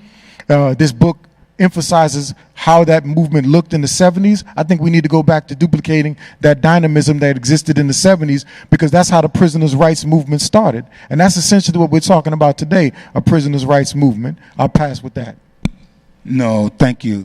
We definitely have to hook up, because we are doing some amazing work even inside the Department of Correction here in Illinois. For an example, one of my responsibilities as the Director of Education is I oversee 112 community navigators in prisons across the state of Illinois. And we train them to do executive clemencies and the Joe Coleman Act, et cetera, so that they don't have to keep relying on other people to educate them and inform them about what they're doing. I am an advocate of what we're doing. And so I don't want anybody to rescue me. I don't want people to advocate for me. I want people to advocate with me. And so I push that principle. That was the motivation for starting the Danville Correctional Facility Building Block Program, which I demanded of the department to give us autonomy to deal with our issues on the wings ourselves. And there was a big learning curve for me as well, because I just didn't know what I didn't know. But I want to tell you something, because when we talk about advocacy and what we can do better, I want to tell this really quick story that's personal, but it's real. In 1979, my brother William went on a shooting spree. And he shot me in the chest with a 12-gauge shotgun and killed 2 family members and shot 7 others. And when I was coming out of the hospital, about a week or 2 later, I was required by my father, who didn't understand trauma, didn't understand the impact of those things, nor was there wraparound services, that we can now reach to. Well, to make a long story short, I had to take him, some underwear and stuff to the county jail. And when I went into the space, now I'm a victim. I'm a domestic violence victim that didn't know that I was a domestic violence victim, right? Traumatized by the power of a weapon that was in the hand of someone that I loved. And so it's important for people to begin to understand these stories so that we don't minimize the people that are harmed by actions. And so when I went into the room, he said to me, "Man, let me see the wound." I'm like, "Man, I'm not doing that." And then he said, "My only regret is that I didn't kill you," right? That was in 1978.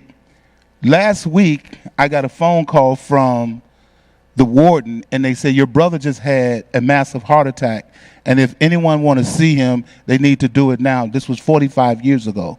And so me and my sister went to see my brother. And when I walked into the room and we made eye contact, the officer standing there guard and said, "Are y'all twins?" What that officer didn't know is that my sparrow out into the streets was predicated on that act, and that my family saw me as looking so much like my brother that I couldn't be around them. And so to not think about that stuff, I began to use drugs, which led to me making a lot of horrible decisions. I'm sharing this, you all, not for sympathy, but only to frame what we lose in these movements is not knowing the impact. When we say to people without thinking about it, free them all, make sure you're keeping in mind that there are people that are harmed who have real hurts and pains. And so as an abolitionist, it was the reason I went to see my brother. And I didn't go to my brother looking for forgiveness. I didn't go there asking him, to forgive him, because he had to work on that stuff himself, right? And so when I walked in the room, make a long story short, he said to me, "Man, can I see the wound now?" We 45 years down the road. Hadn't seen each other in 45 years. And so I realized instantly that I had walked into a time capsule. And the only thing that had changed was that he was no longer 16 years old, he's 61. So the only thing had changed for him was the numbers. But our responsibility is not to fix, because first of all, what that proved to me, that time doesn't fix things.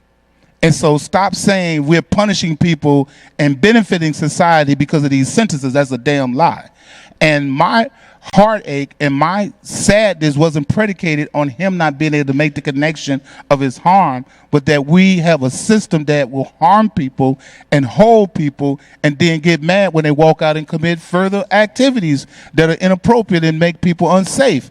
And so it really reassured for me the importance of being an advocate. It regenerated for me, not like, clearly personally it hurt that my brother was still in the same mindset that make me say, wow, who would be safe around you?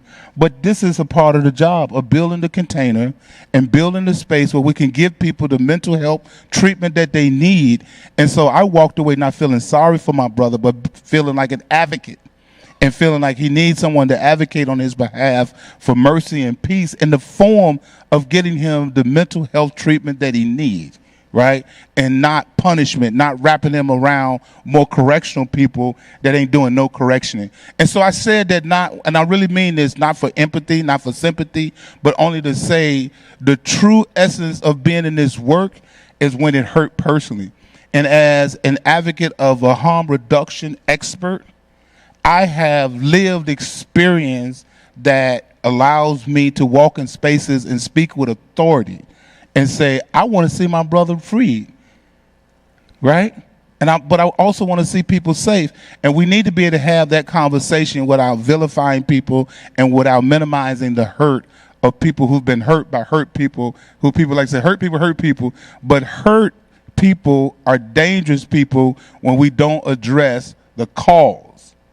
What's causing people to continually be in these spaces. So when we talk about parole and we talk about this work, we can't forget the real stories. And one last thing, I went from death row to life row to home. And so I spent 13 years on Illinois' death row and 17 years with life without the possibility of parole. So I'm very, very in tune to the importance of people dying by death by incarceration, and it means the world to me to continually say to people, I'll be damned if I sit silently, right?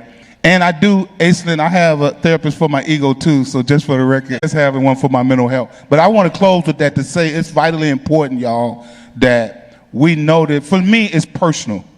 And because it's personal, I don't just take the social perspective, but emotions over strategy is an improper fraction, just for the record. Thank you.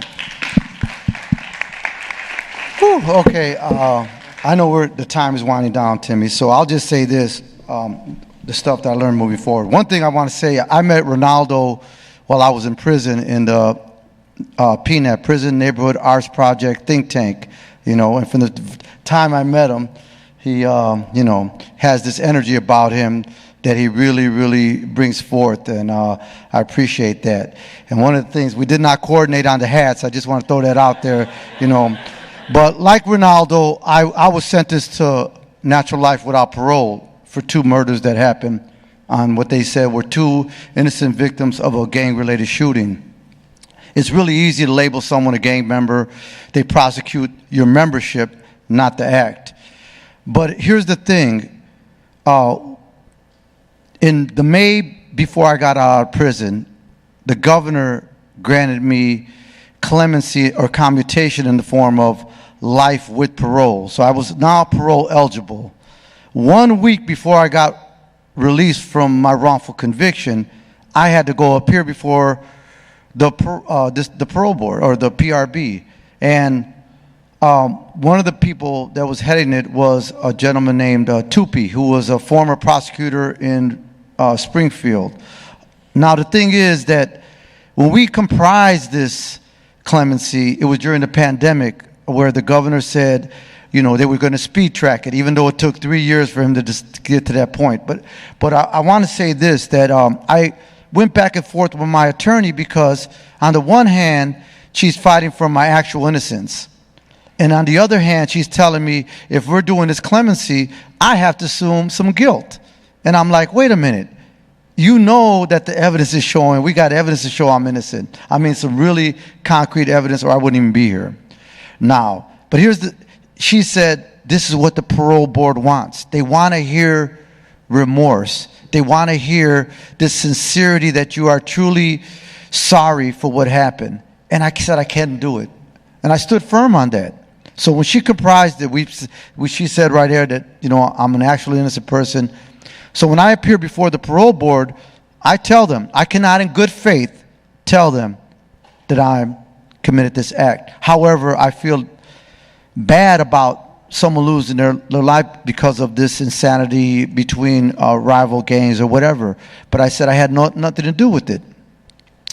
The one thing that this gentleman asked me, this parole board member, consistently was, help me understand why the CPD, out of anybody they could pick out, would pick you out as the person that did this act. And I said, don't you watch the news? Don't you see how many people were wrongfully convicted? He goes, yeah, that happens all the time. Everybody claims that. And I said, no, everybody doesn't claim that. Although I believe everyone is a victim of the system, but that's besides the point.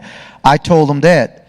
So, but at the end, he gave me some really positive vibes where he said, I think you're an excellent candidate. Because not only did I earn my bachelor's degree there, I also earned a degree in my associate's degree, which, Aislinn, you came there and gave a commencement speech. That's where I first met her. So yeah, I mean, I'm saying all this to say this. What I'm learning moving forward is that sometimes you got to hold firm to your conviction of what you believe in, even if it's not the most popular thing in the room, The second thing is this, from a lot of the wonderful folks that came here, self-care.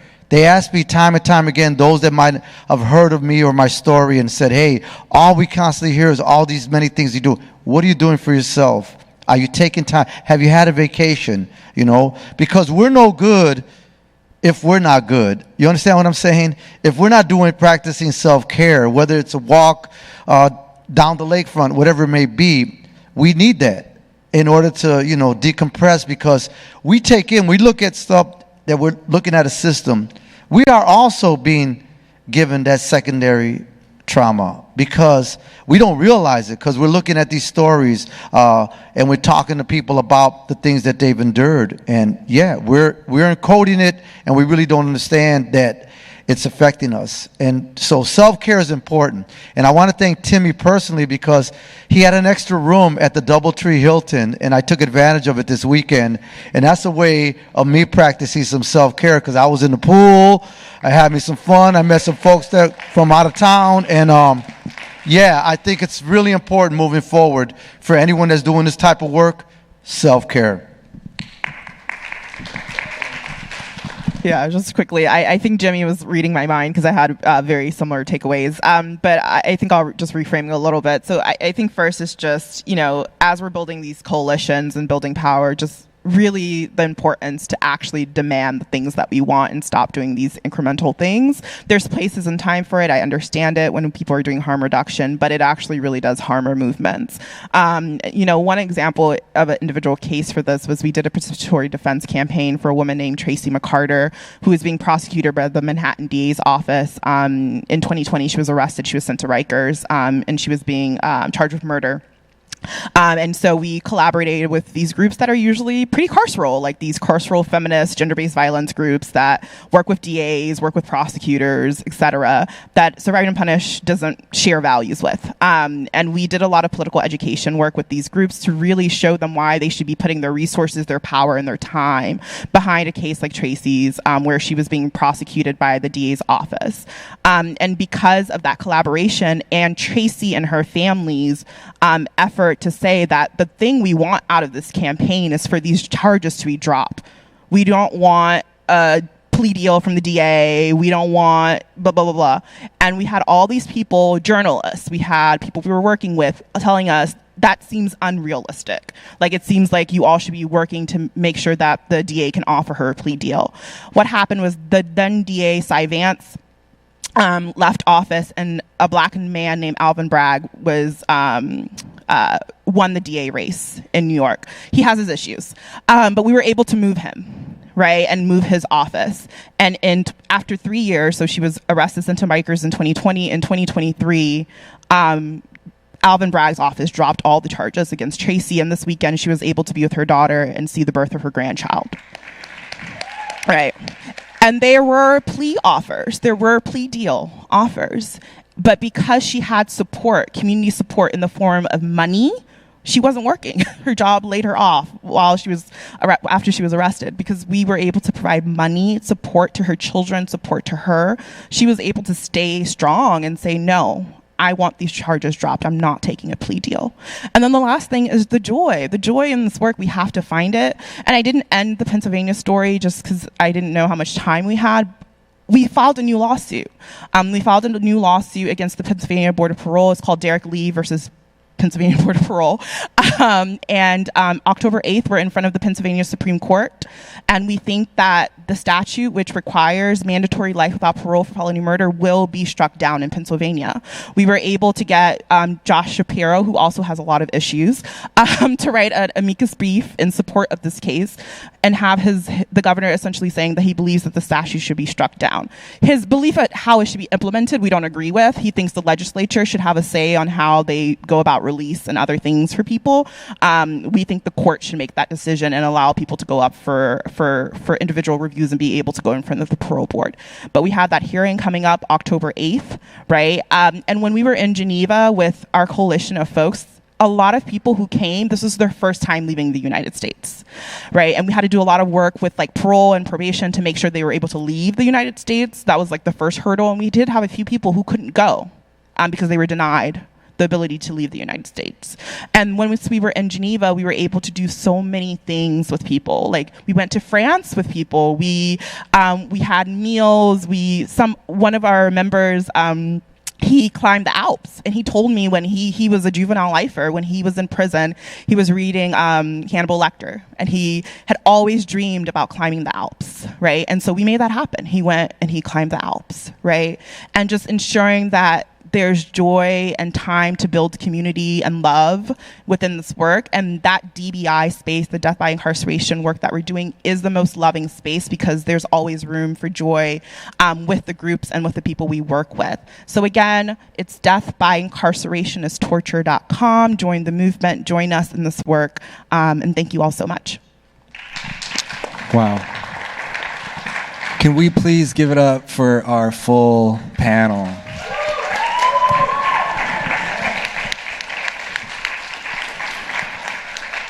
There was so much shared, and I wish we had the whole rest of the day to get further into it, to build. But obviously, after we close, I highly encourage folks to connect, as Brother Rob mentioned, as everybody here was talking about. Really make those connections, build those relationships, because that's what this is about. Before we're gonna have a shortened closing. It's going to be really brief, but I want to invite up. We can stay here for this closing piece, but I want to invite up Amy Bryan Malinowski. Where are you at? Give it up for my.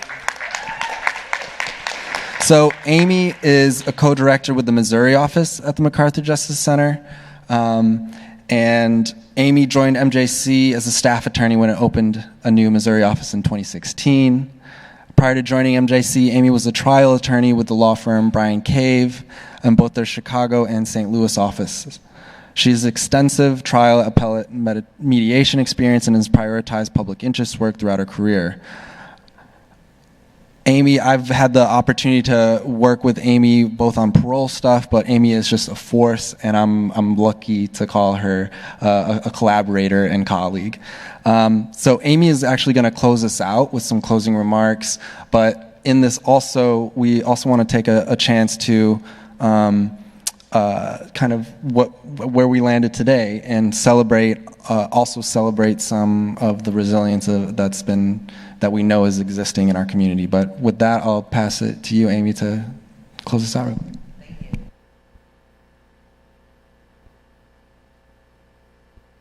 Okay, I don't often need a microphone, but I am, first of all, just really humbled and like energized and grateful to be here this weekend. I think it's safe to say I speak for everyone in this room when I say that the plenaries and the workshops and the strategy sessions have just been so wonderful. And so really applaud the National Parole Transformation Project team for putting together like outstanding programming this weekend.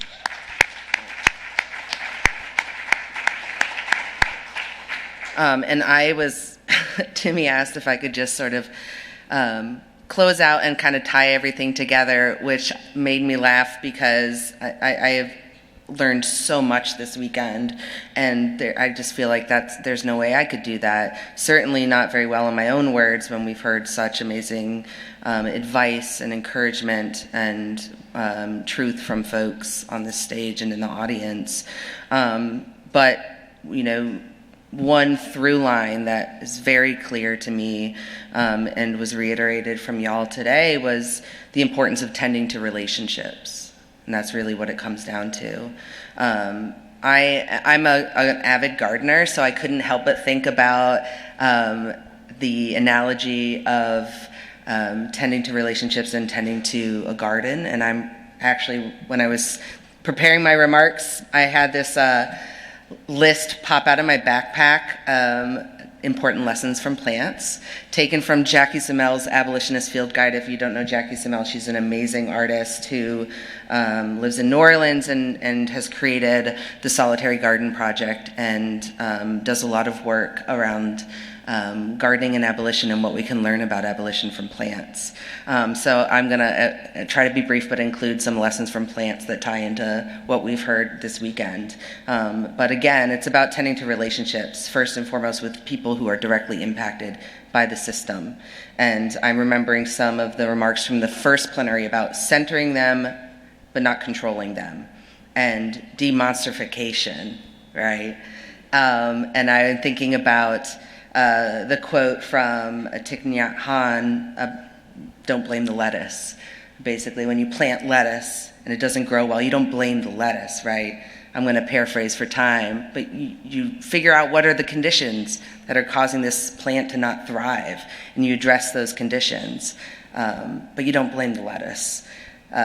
I'm thinking about too relationships with our communities, the ones we live in, the ones we work in, the ones we go to school with, even people who maybe we don't see eye to eye with naturally, and that it might take growth and it will take time, but small growth is still growth, and that's number one lesson from plants.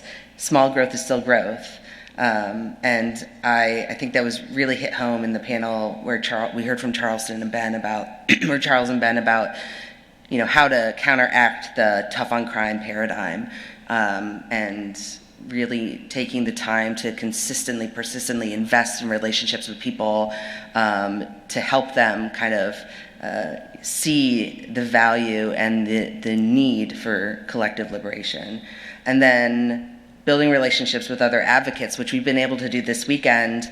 Brother Rob, in the session yesterday, you took the time to point out all the different perspectives in the room: filmmakers, artists, newspaper, journalists, lawyers, organizers, people who have been incarcerated, people who had loved ones who were incarcerated.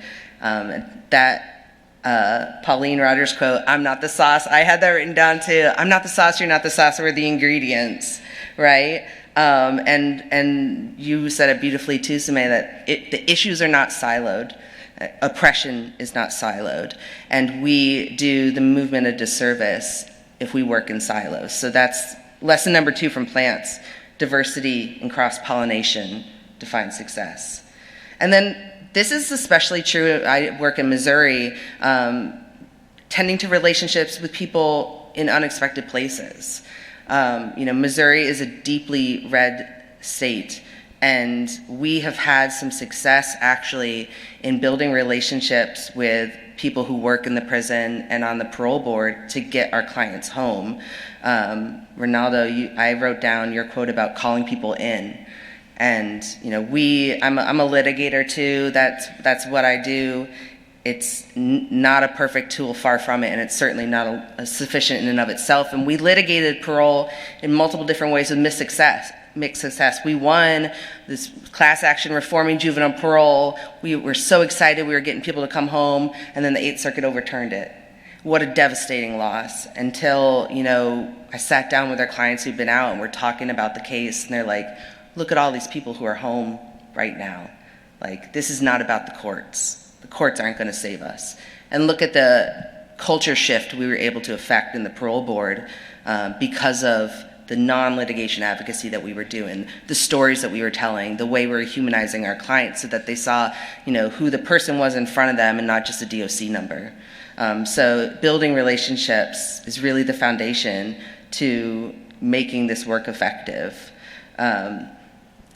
And relationships are not without tension. And we've seen that in some of the panels over this weekend, right? Another lesson from plants, getting dirty is part of the journey. But Miriam Kappa also says it more tactfully than I ever could, that broader movements are struggles, not sanctuaries.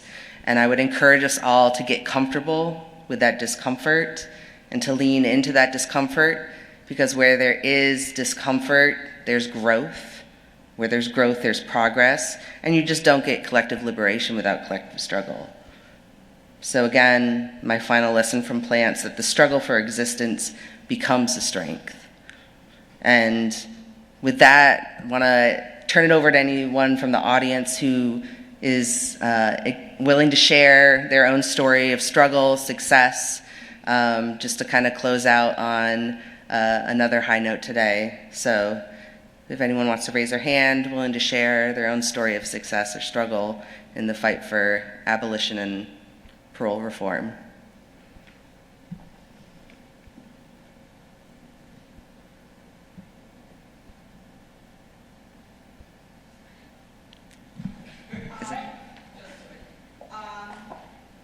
I'm an impacted wife.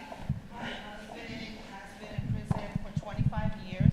Since the age of 17. Y'all can hear me, right? I'm loud enough? The mic is better? Yeah. All right, I'm gonna have to tone it down. My name is Jeannie Colon. I am a community leader with the RAP campaign. I am an impacted wife. My husband has been in prison for 25 years on a 30 to life bid. We've been married for 14 years. We have a 21-year-old. And I love him, he's the best. But not everyone knew that I was married to an incarcerated person. I worked at a Fortune 500 company, and I gave in to the system of this dark cloud hovering over me that incarceration is bad. People that are in prison are bad. And I was going to either lose my job, I was going to lose friends.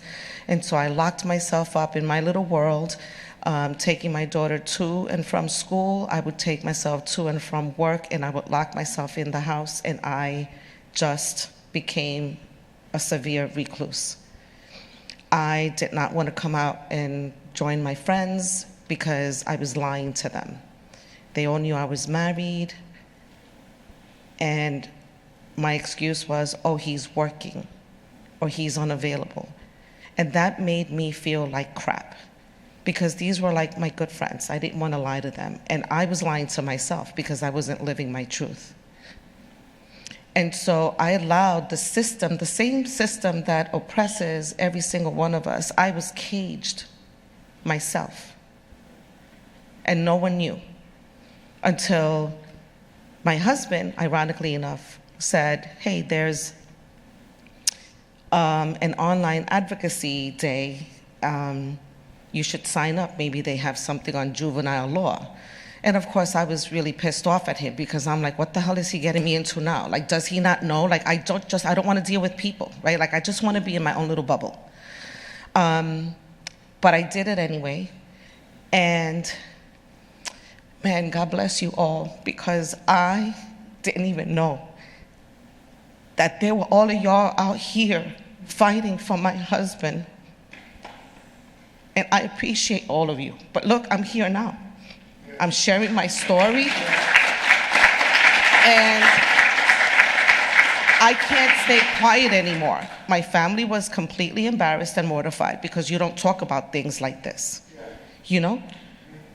Oh, Gina, I saw you on TV. What's the family gonna think? This is my mom. I'm like, Mommy, if you love me, you're gonna accept me for who I am.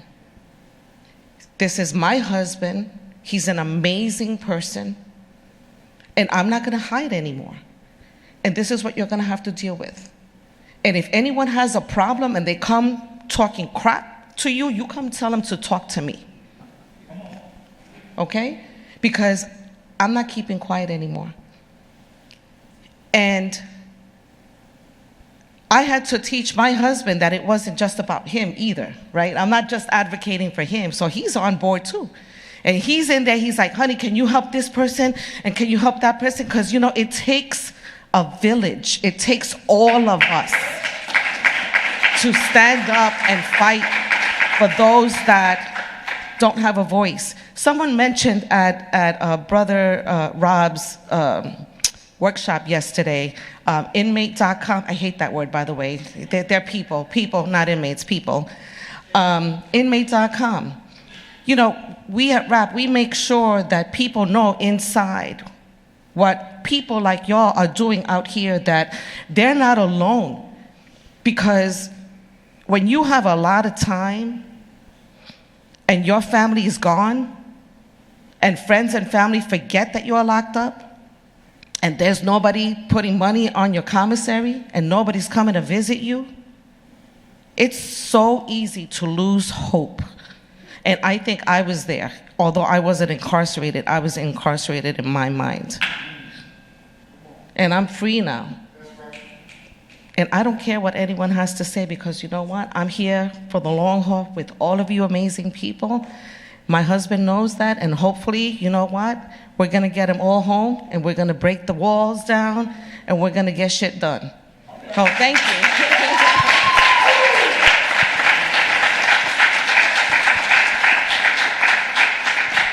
Thank you so much. Does anyone else have any success stories, personal stories to share? Yeah.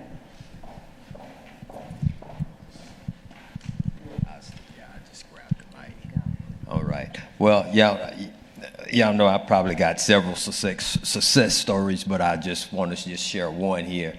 And the reason I work so hard and give so much of my time, so much of my life into what I do is, of course, you know, I've been impacted as a formerly incarcerated person. You know, I was in and out, went in and out. I never stayed out of jail, ISF, prison, longer than 6 months. And so I was one of those people that, you know, they kind of gave up on, you know, and I understand why at that point in my life I had given up on myself. And my last commitment there, I made a commitment to myself. I made a commitment to the men and the women that I had left behind. And I told them that I would not forget them. And so I've kept that promise. One of the things that really turned me was I lost, at that particular time, my very best friend, who was my little sister. She passed away while I was incarcerated. And I couldn't attend her funeral, but I had a pretty good position on that particular facility, and they allowed me to somehow make a call to the hospital. And, you know, she was fighting for her life. She had pancreatic cancer. She was on morphine. She thought she was feeling better, so she thought she was doing better, but she didn't realize that she only had a couple of days remaining. And because she fought so hard, I promised her that as hard as she was fighting to live her life, I would live for her. I would allow her to live through me. And so that was the commitment that I made. In other words, what I'm saying is that I found something bigger than myself. I found something larger than myself to motivate me. And then, of course, my wife was my sole inspiration. But the thing is I had found a why. And in all the work that we do, we have to have a why. And just make mine really brief. As I say, I was in and out for years. I never stayed out longer than 6 or 7 months. I was back in jail, ISF prison. Well, I'm glad to say I've been out over 10 years, been out over a decade now. I've been able to do some fabulous things for part of the community that I'm originally from.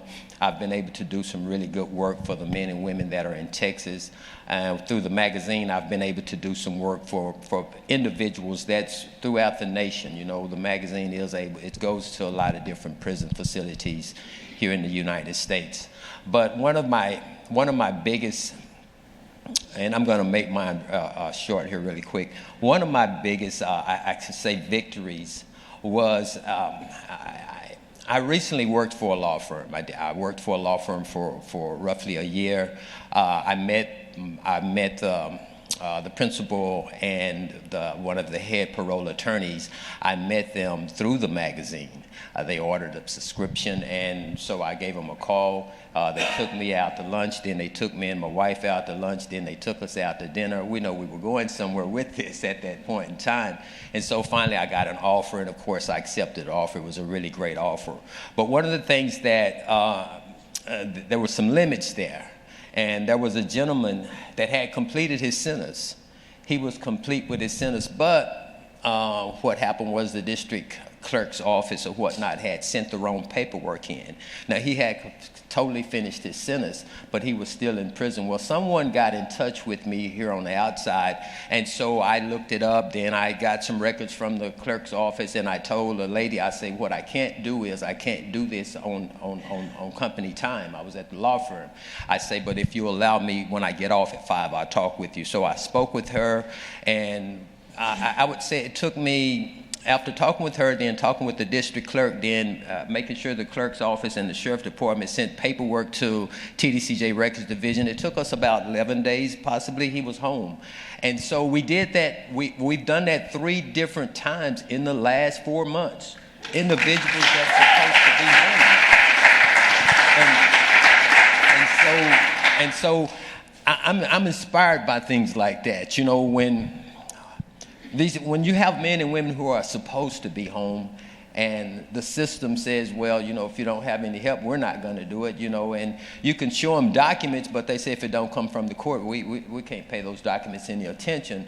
And so in saying that, you know, these are victories for me. It keeps me going. And I close with this. The reason AA and NA is so successful is because it has individuals that are sharing their stories, has individuals that are helping each other, motivating each other, pushing each other, and that's what I'm here for. I'm here to motivate, I'm here to push, I'm here to inspire, and when I see some wrongs being done, I'm here to do some work. I'm not here just to talk about it, I'm here to be about it. I'm here to do work, and I feel comfortable that I'm in a room with people that are here to do work, and I'm ready to join with anyone. If I got 3 people before I leave out of here, before I go back to Texas, 3 people that want to collaborate with me on anything. If it's more than 3 people, fine, but I don't want to leave this facility with less than 3 people that I can collaborate with.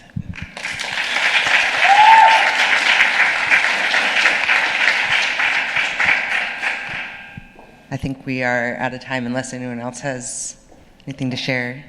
Jimmy, do you want to take over? Yes, one last round of applause for all of our panelists, our speakers that shared. And that concludes our conference of Realizing Release 2024. So much gratitude to everybody who's been here and engaged. So much gratitude to all of our panelists, our workshop facilitators, our strategy session facilitators. In terms of follow-up, we've been keeping notes and sign-ins on both specific workshop attendees. So if there were follow-up next steps, that for each of those sessions, that can be made possible, that will be made possible. And just as a reminder, all of the workshop sessions, all of the sessions were recorded. They weren't live streamed, so we can edit if everybody needs it and edit. But those recordings will be cleaned up, and provided so that folks can also, like, you know, if you missed a session and you wanted to get in on one, I keep hearing rave reviews of your session, Brother Rob, so I know I need to watch that one. So that'll be shared back, but I encourage folks to, you know, connect while we're here, and then come connect with any NPTP team members if you have any questions on logistics for folks in town, that if you need any support, follow support on getting to the airport or anything like that. But with that, I think just big thank you to my team. If y'all could stand up.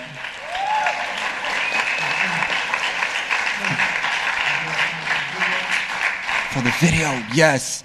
And what we'll do is, so Brother Rob shared with me a short video that I'm gonna try to see if our AV person's still there. I can send it over and share, and we can put on the screen. We'll go ahead and close. It's 5 minutes long, and it came to me from a trans woman male in Georgia, and these are all women who are serving life sentences, and they got a message for us.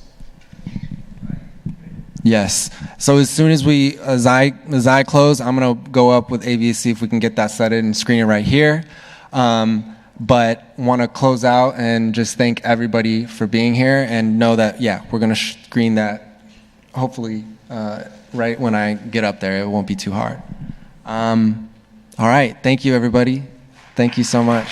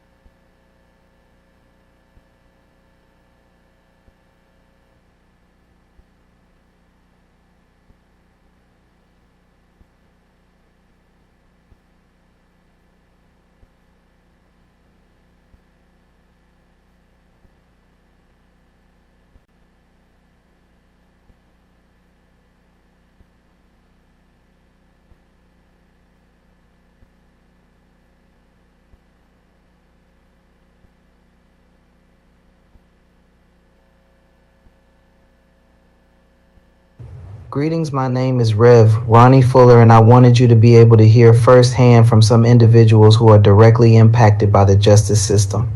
For many in society, they chose to see the offenses we have committed and the numbers we were given before they see us as human beings. While no one has the ability to go back in time and change things they have done, myself and others have tirelessly worked to become the best versions of ourselves.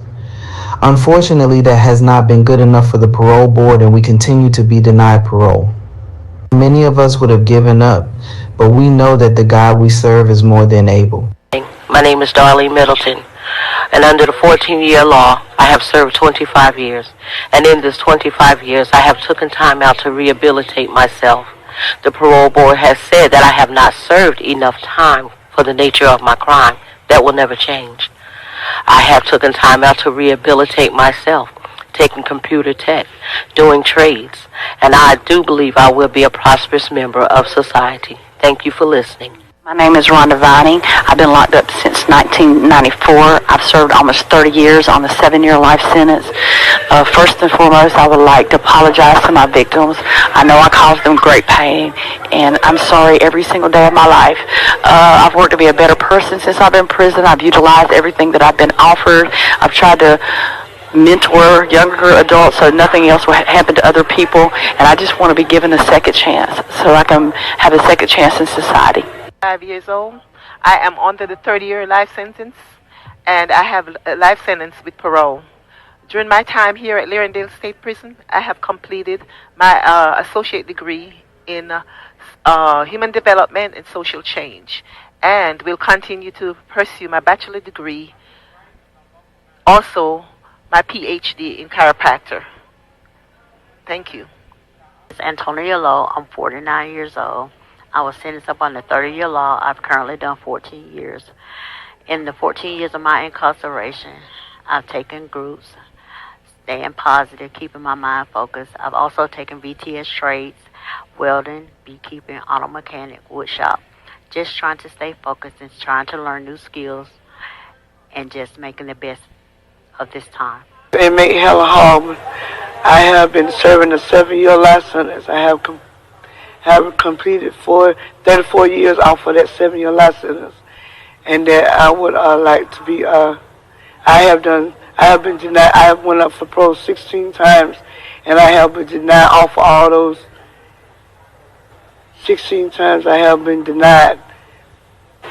My name is Reverend Ronnie Fuller, and I believe that during my 21 years of incarceration that I've grown to be an individual that is dependable, definitely God-fearing, more compassionate and understanding of other people's needs, slow to react in situations that arise, and I'm continually growing.